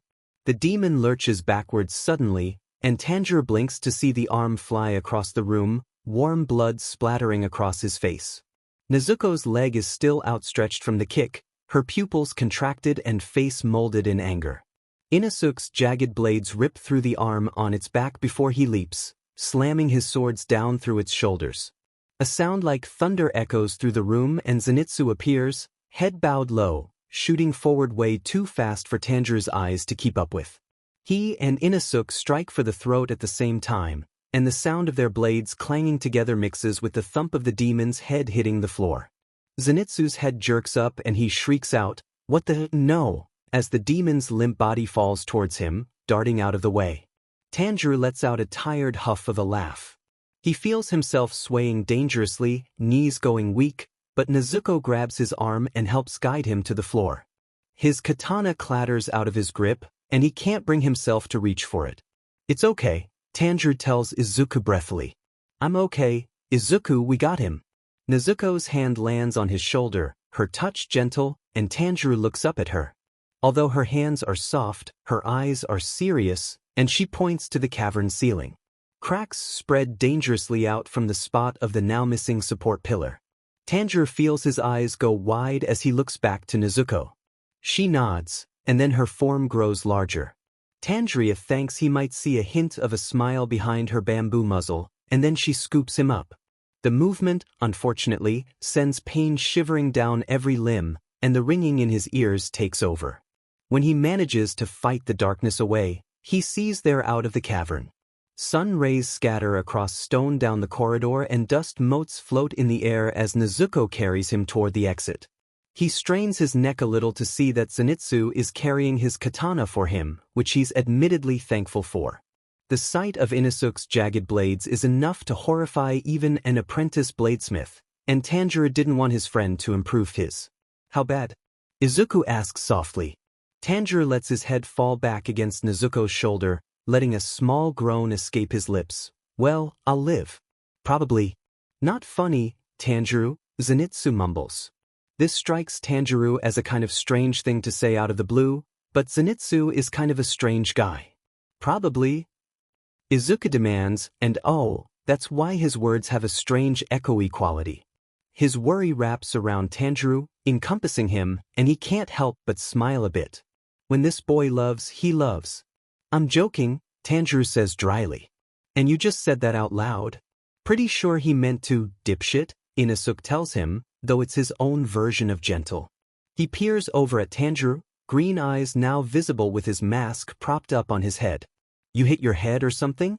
Tanjiro gives a quick shake of his head, as Izuku says, "I did." The shake admittedly hurts. Probably just from that toss, though, or maybe the blood loss. He didn't actually get hit in the head. "You just..." He feels his voice break a little, becoming more of a croak as he finishes. His voice? Did it again. He's talking out loud, isn't he? That's why his friends had been talking to him. They were responding. "Fuck," Izuku mutters, which makes Tanjiro smile again. He agrees though. He feels his friend physically cover his mouth with a hand as he thinks, save your strength. Don't worry about talking. Seems I was doing the same talking thing, Tanjiro says anyway, making sure his own mouth is closed. Based on the looks I'm getting at least. Nezuko relinquishes her hold on him as they come to the exit. Inosuke helps slip the box off his back so that Nezuko can crawl inside, but not before she presses her forehead against his in a quick gesture of affection. Inosuke slings the box onto his own back, which makes Zenitsu let out an unholy shriek, then puts an arm under his shoulder to help him along. You better not fucking fall on me, Menchipro, 'cause I ain't gonna carry you like a baby, he mumbles, though he snaps his green eyes away almost immediately, seemingly embarrassed. Inosuke would, if he had to, Tanjiro thinks affectionately, but bobs his head in assent. The sun bathes Tanjiro in its light as they finally step out of the underground passageways, and he takes a deep breath, thankful to get away from the smell of ancient dust and demons. Zenitsu pushes him down to sit on the grass, tugging at Tanjiro's now shredded and blood-soaked uniform. We should put some pressure on this. Right, Tanjiro? Tanjiro barely manages a nod, half of Zenitsu's words lost to the fog in his mind. The adrenaline is fully gone now, and he can feel its absence weighing down his bones. Blood loss? Izuku asks, sounding woozy himself. The pang of guilt is muted, however, as Tanjiro feels his consciousness start to sink. Yup, he murmurs back. He can hear the ocean, he realizes, as its waves slap against the walls of the cliffs. He exhales slowly, tipping his head back and letting the clear sky above him become an endless array of effervescent blue. See you on the other side? He hears Izuku's soft hum of affirmation. As the black encroaches his vision, Tanjiro sends out a silent prayer to whoever's listening that they actually will. Izuku opens his eyes to a white ceiling and soft bed sheets. The familiar scent of antiseptics greets him, and he realizes that he's in the infirmary.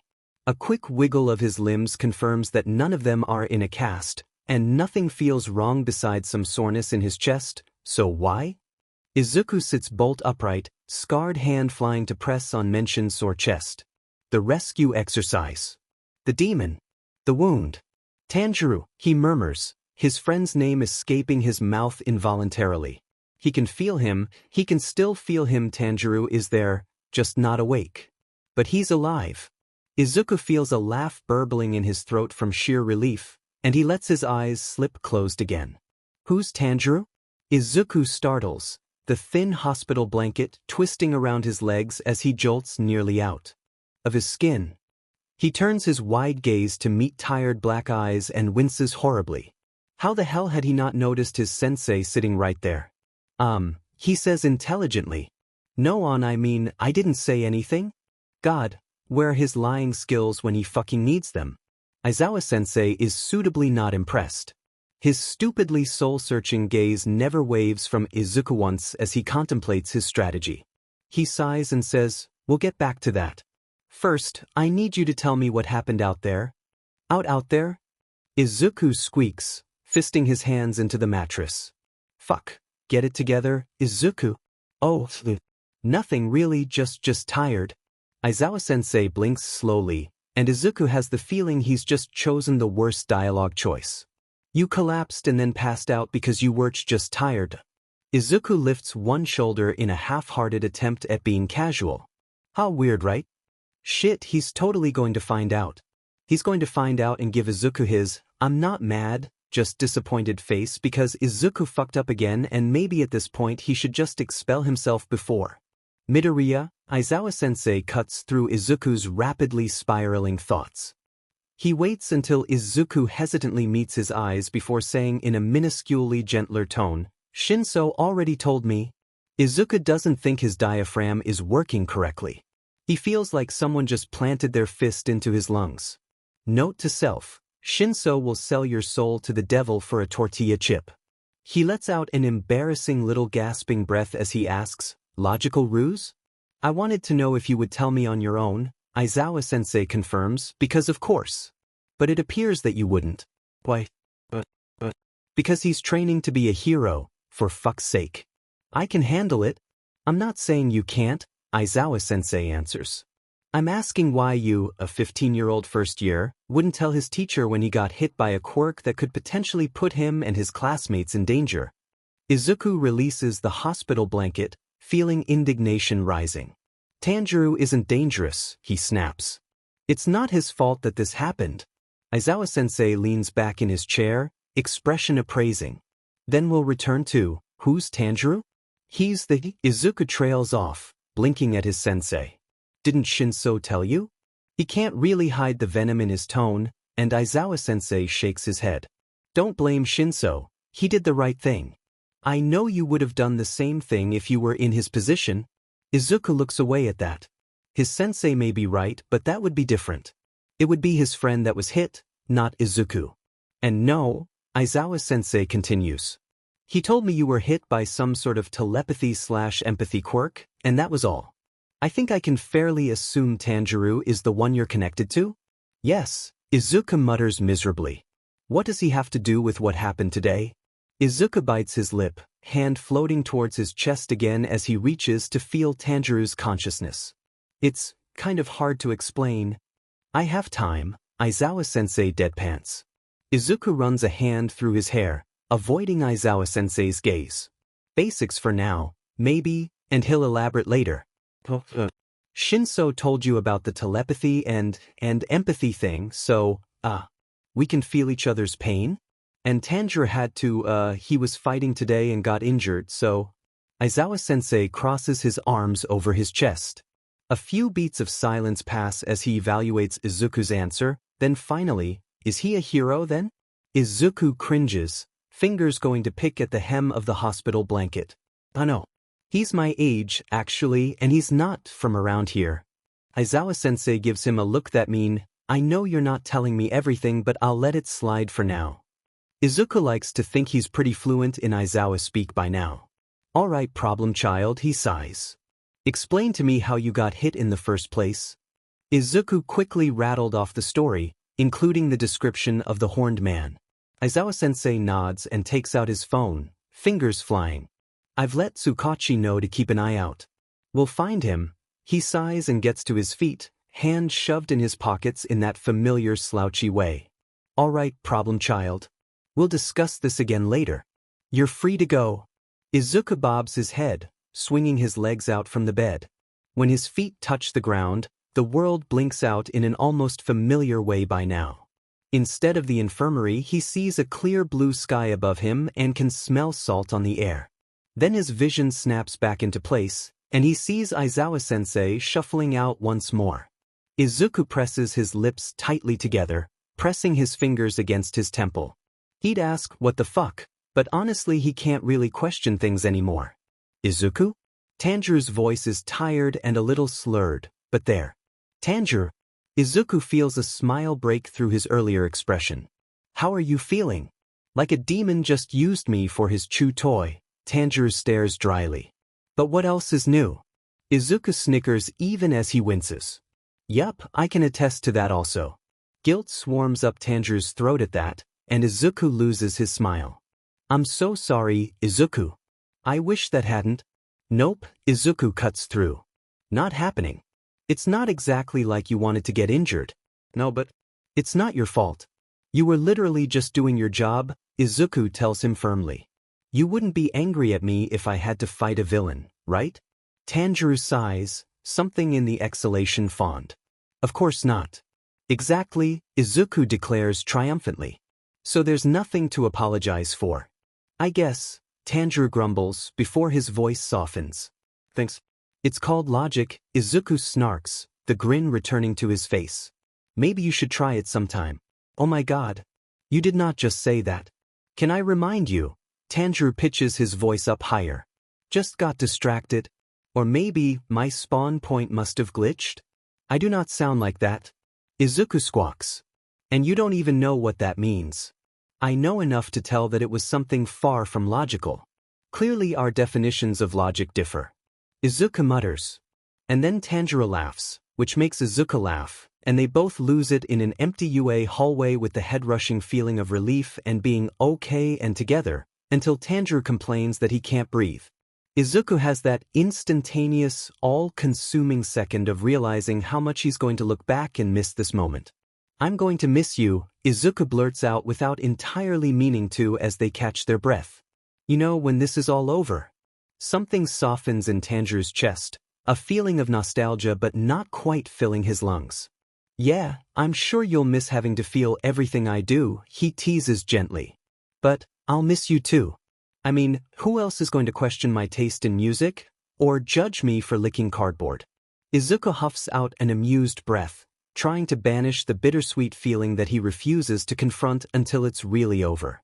Anyone, I'm sure, Tanjiro tells him dryly. I already told you, licking cardboard is a universal moment of growth.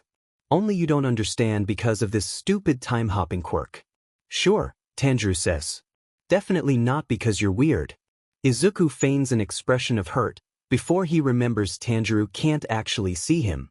Well, I love you too, Tanjiro. Warmth spreads from his head to his toes, tingling in the tips of his fingers. Tanjiro lets out a spluttering sound, and Izuku can feel the smile stretching across his lips. What the hell am I supposed to say to that? Izuku taps his chin, his current grin probably more than qualifying as shit-eating. How about, you're amazing, Izuku. You're so cool and cardboard tastes so good and I love you. Tanjiro laughs, shaking his head. You know I do, you jerk. You're in my head. Izuku throws his hands in the air dramatically. He confesses. And you're emoting to an empty hallway. Tanjiro grumbles. Can we get food now? Fine. I guess I'm hungry. By the time Izuku gets back to the dorms, his face hurts from smiling.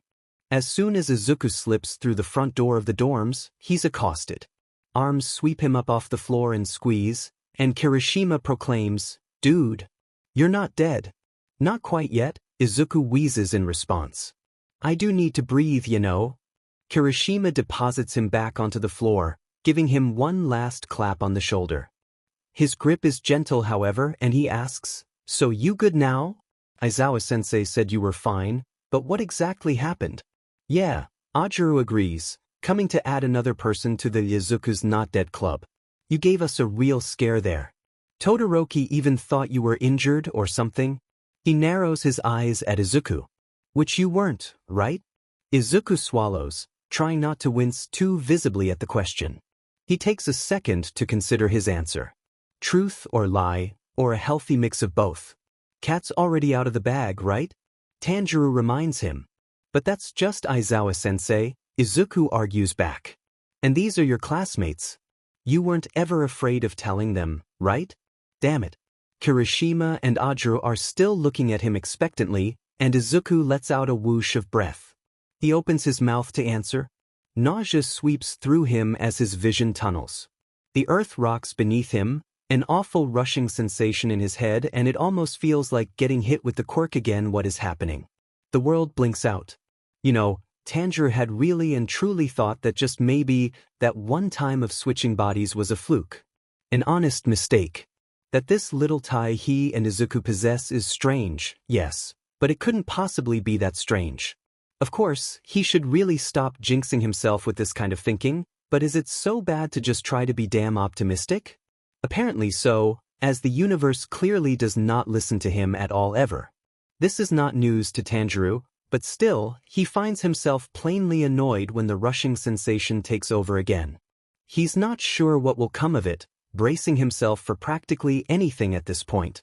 Sadly, he forgot to include something that's already happened, so when he blinks to find his room at the inn replaced by two faces peering at him in a large room, he admits he panics just a tad, spitting out an involuntary, "the hell," as Izuku painfully discovers Tanjiro's injury.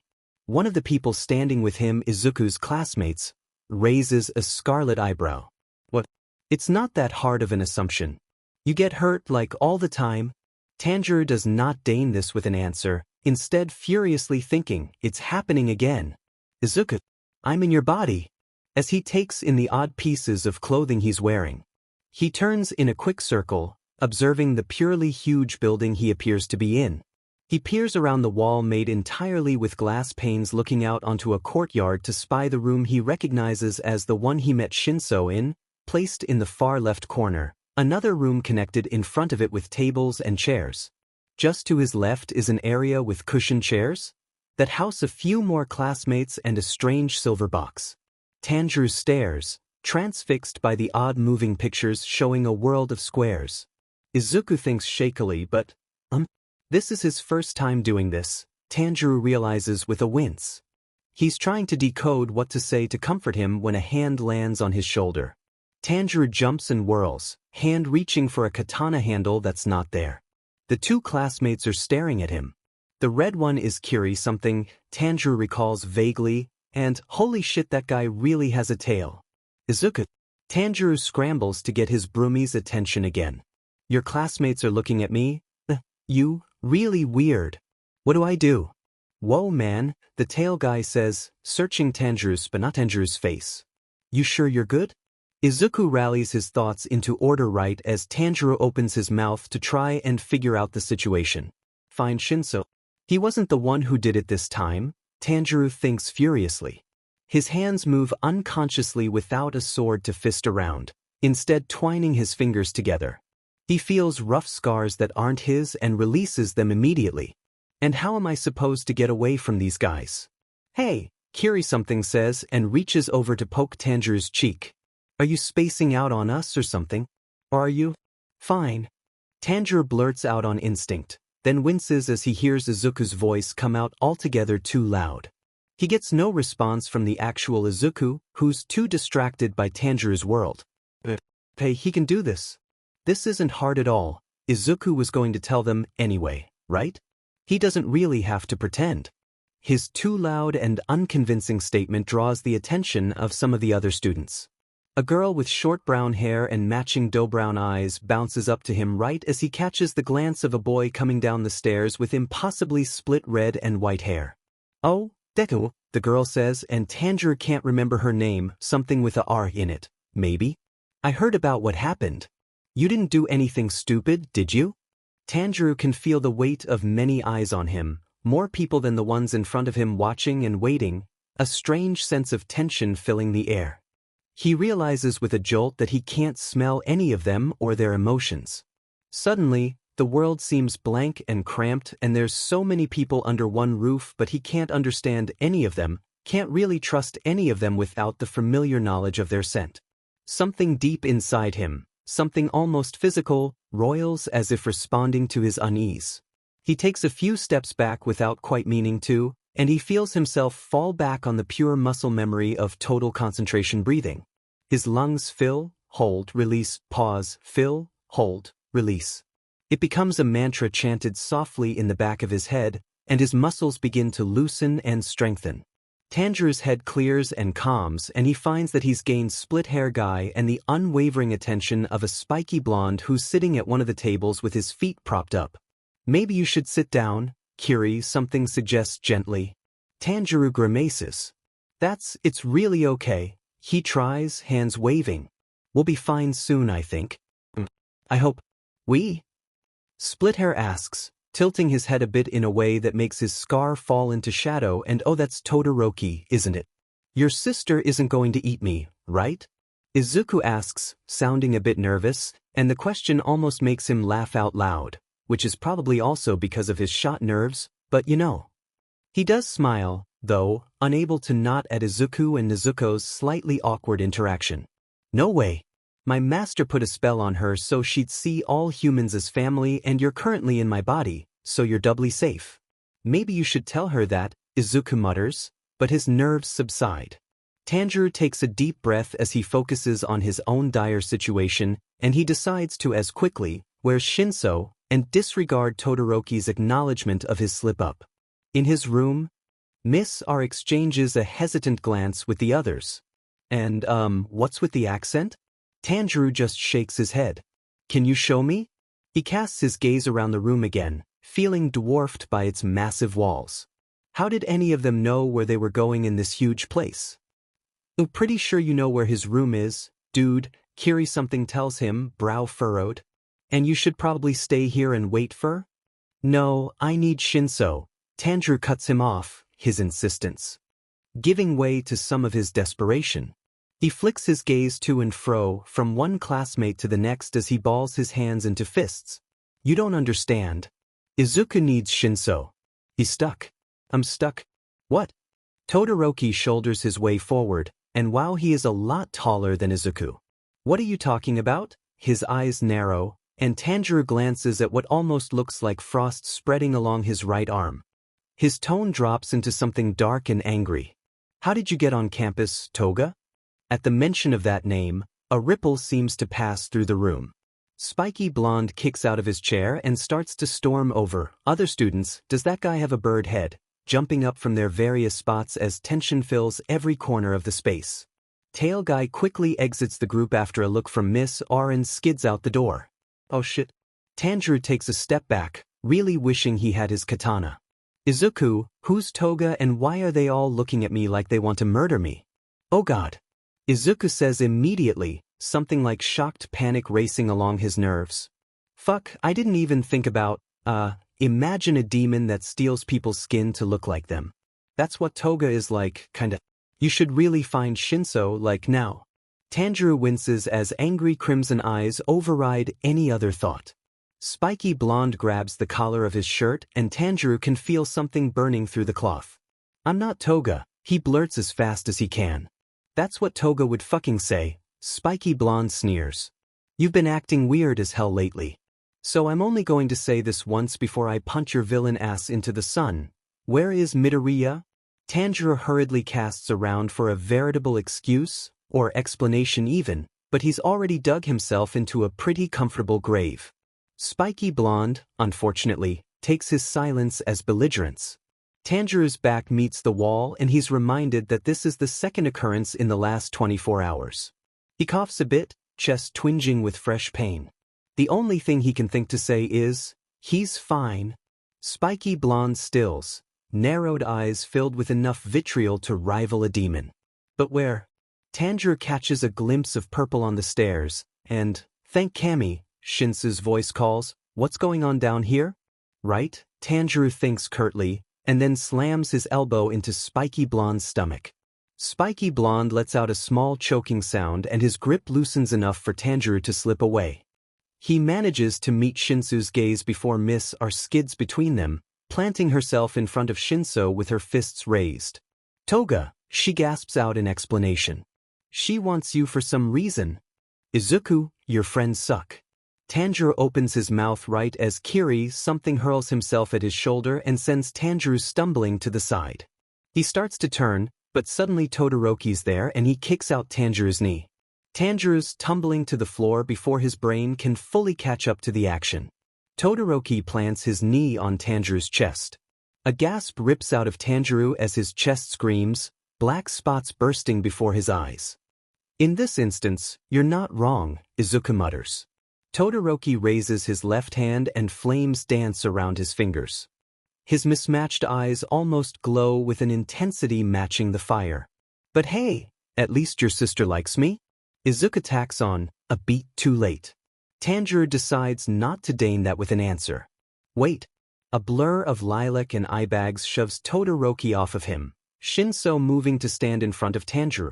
Tanjiro blinks and pushes himself to a sitting position as Shinso raises his hands, palms out, and says imploringly, it's not what you think. What are you doing? Todoroki seethes, his hands still somehow on fire, though it doesn't seem to be hurting him. He glares at Shinso. That's Toga. His words seem to be working again, finally, and Tanjiro blurts out, I'm not, I swear, as he gets to his feet. He's not, Shinso agrees. He glances over at Tanjiro as the demon slayer moves to hesitantly stand next to him. Shinso extends a hand, one eyebrow quirking upwards as he meets the other boy's gaze. Tanjiro, right?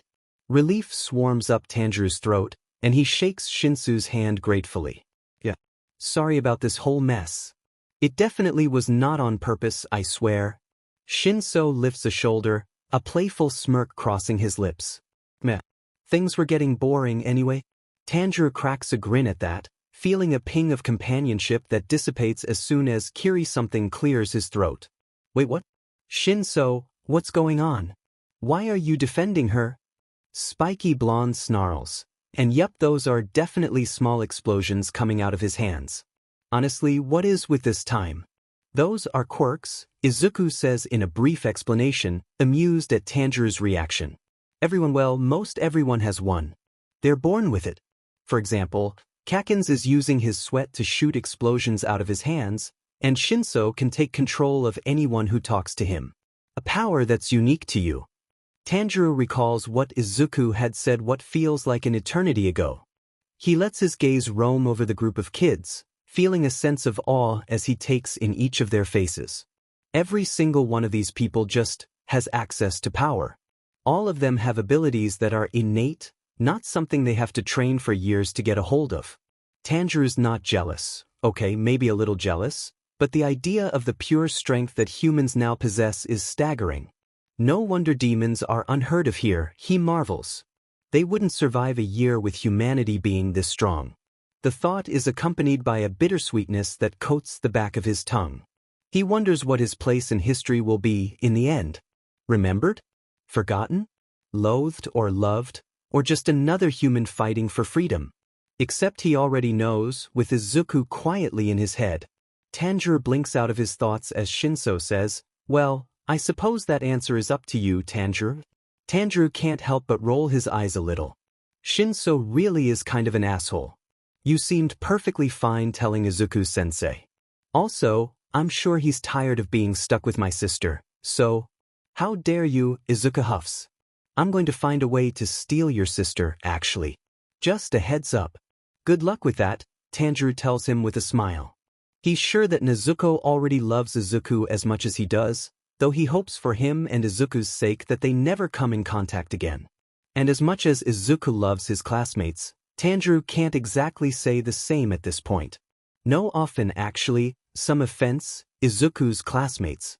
So, you're not Midoriya, but you're not Toga either, Misor says slowly, staring at him openly. She taps her knuckles together in what Tanjiro translates as a nervous habit. No offense, Tanjiro? Tanjiro nods, and she continues with renewed confidence. No offense, but can we have Midoriya back now? Tanjiro turns expectantly to Shinso. The boy sighs, opening his mouth, and Tanjiro jumps as the door slams open. Something white shoots towards him out of his peripherals and he starts to move, only to knock into Shinso. The white whips around him, and he finds that his arms are now being restrained to his sides by white cloth. Oh no, Izuku groans, and Tanjiro can feel him plopping his face into his hands. Will the embarrassment ever cease? The origin of the cloth, Tanjiro finds, is a man standing by the doorway. He has coils of the stuff looped around his shoulders. His black hair is also floating eerily above his head, and his eyes glow red as they lock onto Tanjiro. A shiver creeps up the back of his neck. This can only be the famed Aizawa-sensei, then. Yup, that's him, Izuku mumbles. In case you're wondering, his quirk lets him erase other people's quirks, though I have no idea why his hair floats when he uses it. That seems like a very helpful power, Tanjiro muses. What he wouldn't give to have the ability to neutralize a demon art, especially one like Daki's or Enmu's. Glowing eyes land squarely on him, and he can't help but grimace a bit as he meets Aizawa's red-hot gaze. Aizawa's brow furrows in something like confusion, and his grip on the cloth thing slackens. That isn't Toga, he says simply, his voice deep and gruff, and his red eyes settle into a regular, non-glowing black. Nope, Tanjiro answers helpfully. Nice to meet you? He then turns desperately pleading eyes on Shinso, who snorts but does nothing else. Tanjiro wrangles down the urge to punch him. He's quickly released from the cloth, Aizawa eyeing him the whole time as if Tanjiro's skin is going to burst to reveal that he is actually this Toga person. He soon huffs and crosses his arms over his chest, however, seemingly accepting the not Izuku in front of him. Explain. Tanjiro runs a hand through his hair, only slightly weirded out this time that it's curly. Izuku already told you about the quirk, so, hi? Right? Aizawa casts his eyes to the ceiling as if imploring for divine intervention. Of course he neglected to mention this aspect. Tell him we are having a very long, very insightful talk after we figure this out. God help me, Izuku mutters. On second thought, it's pretty comfy here. I can just stay. Have fun with the demons, Tanjiro tells him cheerfully, before remembering that Aizawa is waiting for an answer. Yeah, he knows. And you were the one who was injured? Aizawa prompted, his gaze never wandering from Tanjiro for a second. Yes? It comes out as a question, and Tanjiro winces before hurrying on. I have a high pain tolerance, though, so it's okay. The thing I was fighting just took me by surprise, and really, Izuku's the one currently really dealing with it, so we're both fine. He tapers off, feeling his cheeks heat, then curses Izuku for his rambling influence. Oh my god, Miss R mutters from behind him. There's two of them. Todoroki, there's two of them. Tanjiro resists the heavy urge to cover his face with his hands. Instead, he elbows Shinso in the ribs. Shinso yelps and smacks at Tanjiro's arm, scowling at him. Okay. I was just waiting for Sensei to get here and defuse the situation. Sure, Tanjiro deadpans at the same time Izuku thinks it. Please send me back to my time now, thank you. Shinso glances at Aizawa, who nods. Alright. Tanjiro doesn't hear the rest of the words. His vision flips, once, twice, static overtaking his mind as his stomach lurches, and he thinks finally. It doesn't occur to him that he never actually responded to Shinso. Then the scent of salt greets Izuku's nose, and he finds that he's lying on something soft. He peels open his eyes to find himself in a small room, wood walls rising around him. It takes a second for it to register.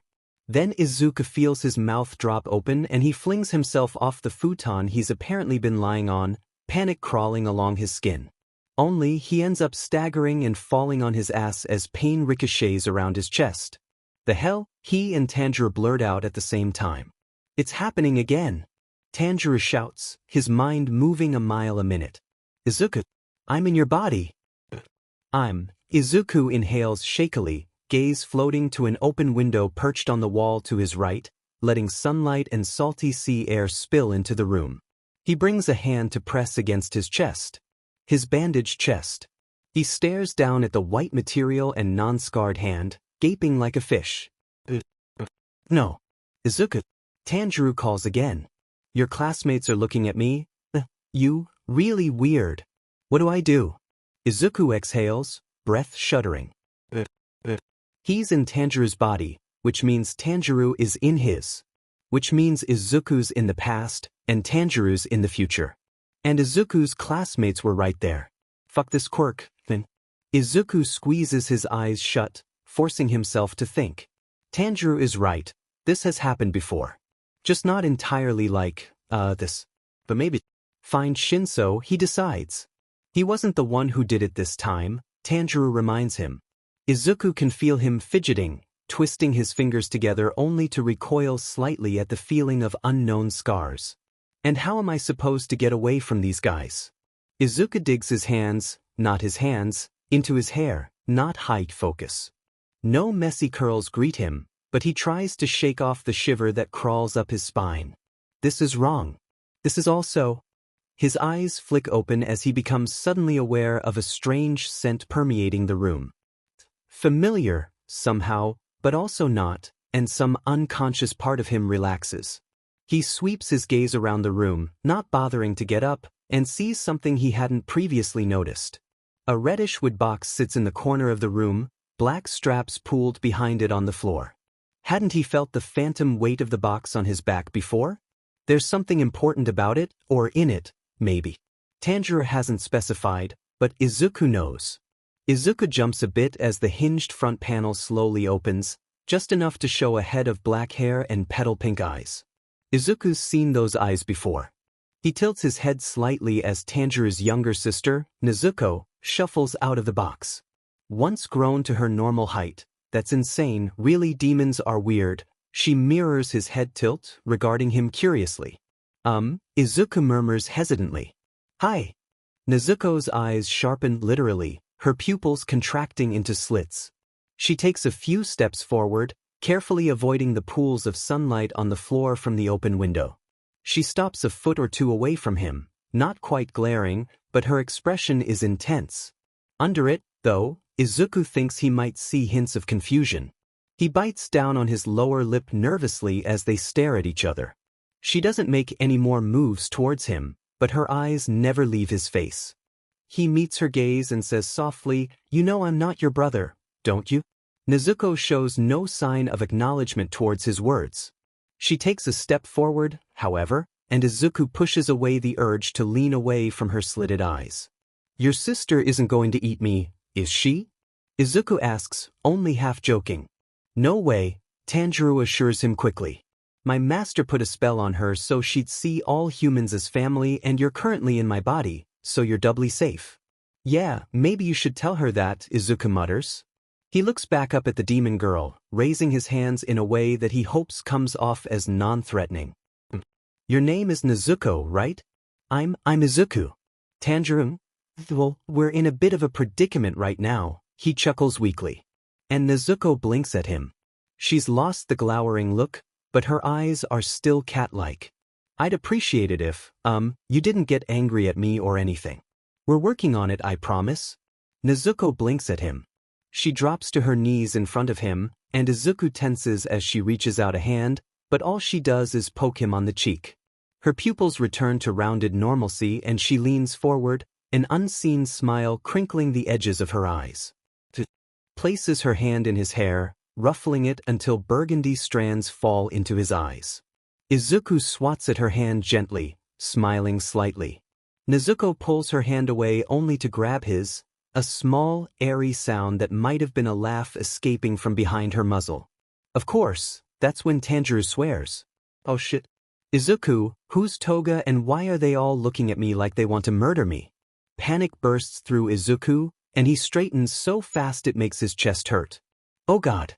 Fuck, I didn't even think about." He scrambles for an explanation. Imagine a demon that steals people's skin to look like them. That's what Toga is like, kinda. You should really find Shinso like now. Except he doesn't. Tanjiro gets his back slammed into the wall for the second time by Bakugo, and Izuku really wishes that whatever had swapped them in the first place would do it again. Tanjiro swiftly makes his escape, though, and it is weird to feel your elbow but not your elbow jabbing into another person. And also weird to have someone knock their shoulder into your body except you're not in it. "Izuku, your friends suck." Tanjiro grumbles. Then pain lances through his chest as Todoroki pins Tanjiro, and Izuku grasps at the bandages, jaw clenched. "In this instance, you're not wrong," he gets out. He tries to think of something to say to lighten the mood. "But hey, at least your sister likes me." Tanjiro doesn't answer, which is fair. Thankfully, Shinso comes to rescue him, and they try to quell the others. Izuku can't help but smile at Tanjiro's plain awe as he gives a quick explanation of quirks. It's something that's so normal in Izuku's society, and it's strange and somehow endearing seeing it from an outside perspective. Abruptly, he remembers Nezuko, and jerks his wandering gaze back to her. She's still steadily watching him, pink eyes curious but gentle. Izuku can't help but wonder how much of him and Tanjiro's situation she really understands. Then he huffs in response to Tanjiro's words, "How dare you? I'm going to find a way to steal your sister, actually. Just a heads up." "Good luck with that," Tanjiro answers dryly, though he's smiling. Izuku definitely is not, however, when Aizawa-sensei inevitably makes his appearance. He takes his hand out of Nezuko's to have the ability to dramatically shove his face into his palms, but it's not worth the look of betrayal she gives him. He guiltily offers it back to her. Nezuko snatches it back and pairs the action with shuffling over to his side and leaning on him. He winces as Aizawa-sensei spells out his doom for him in sufficient words and no amount of fanfare. It's all the more terrifying. "God help me," Izuku mutters, trying not to sound as miserable as he feels. Tanjiro will know either way, sadly. On second thought, it's pretty comfy here. I can just stay. But the heady, whirling feeling takes over once more, and Izuku barely has time to wave goodbye to Nezuko before the serene scene around him disappears.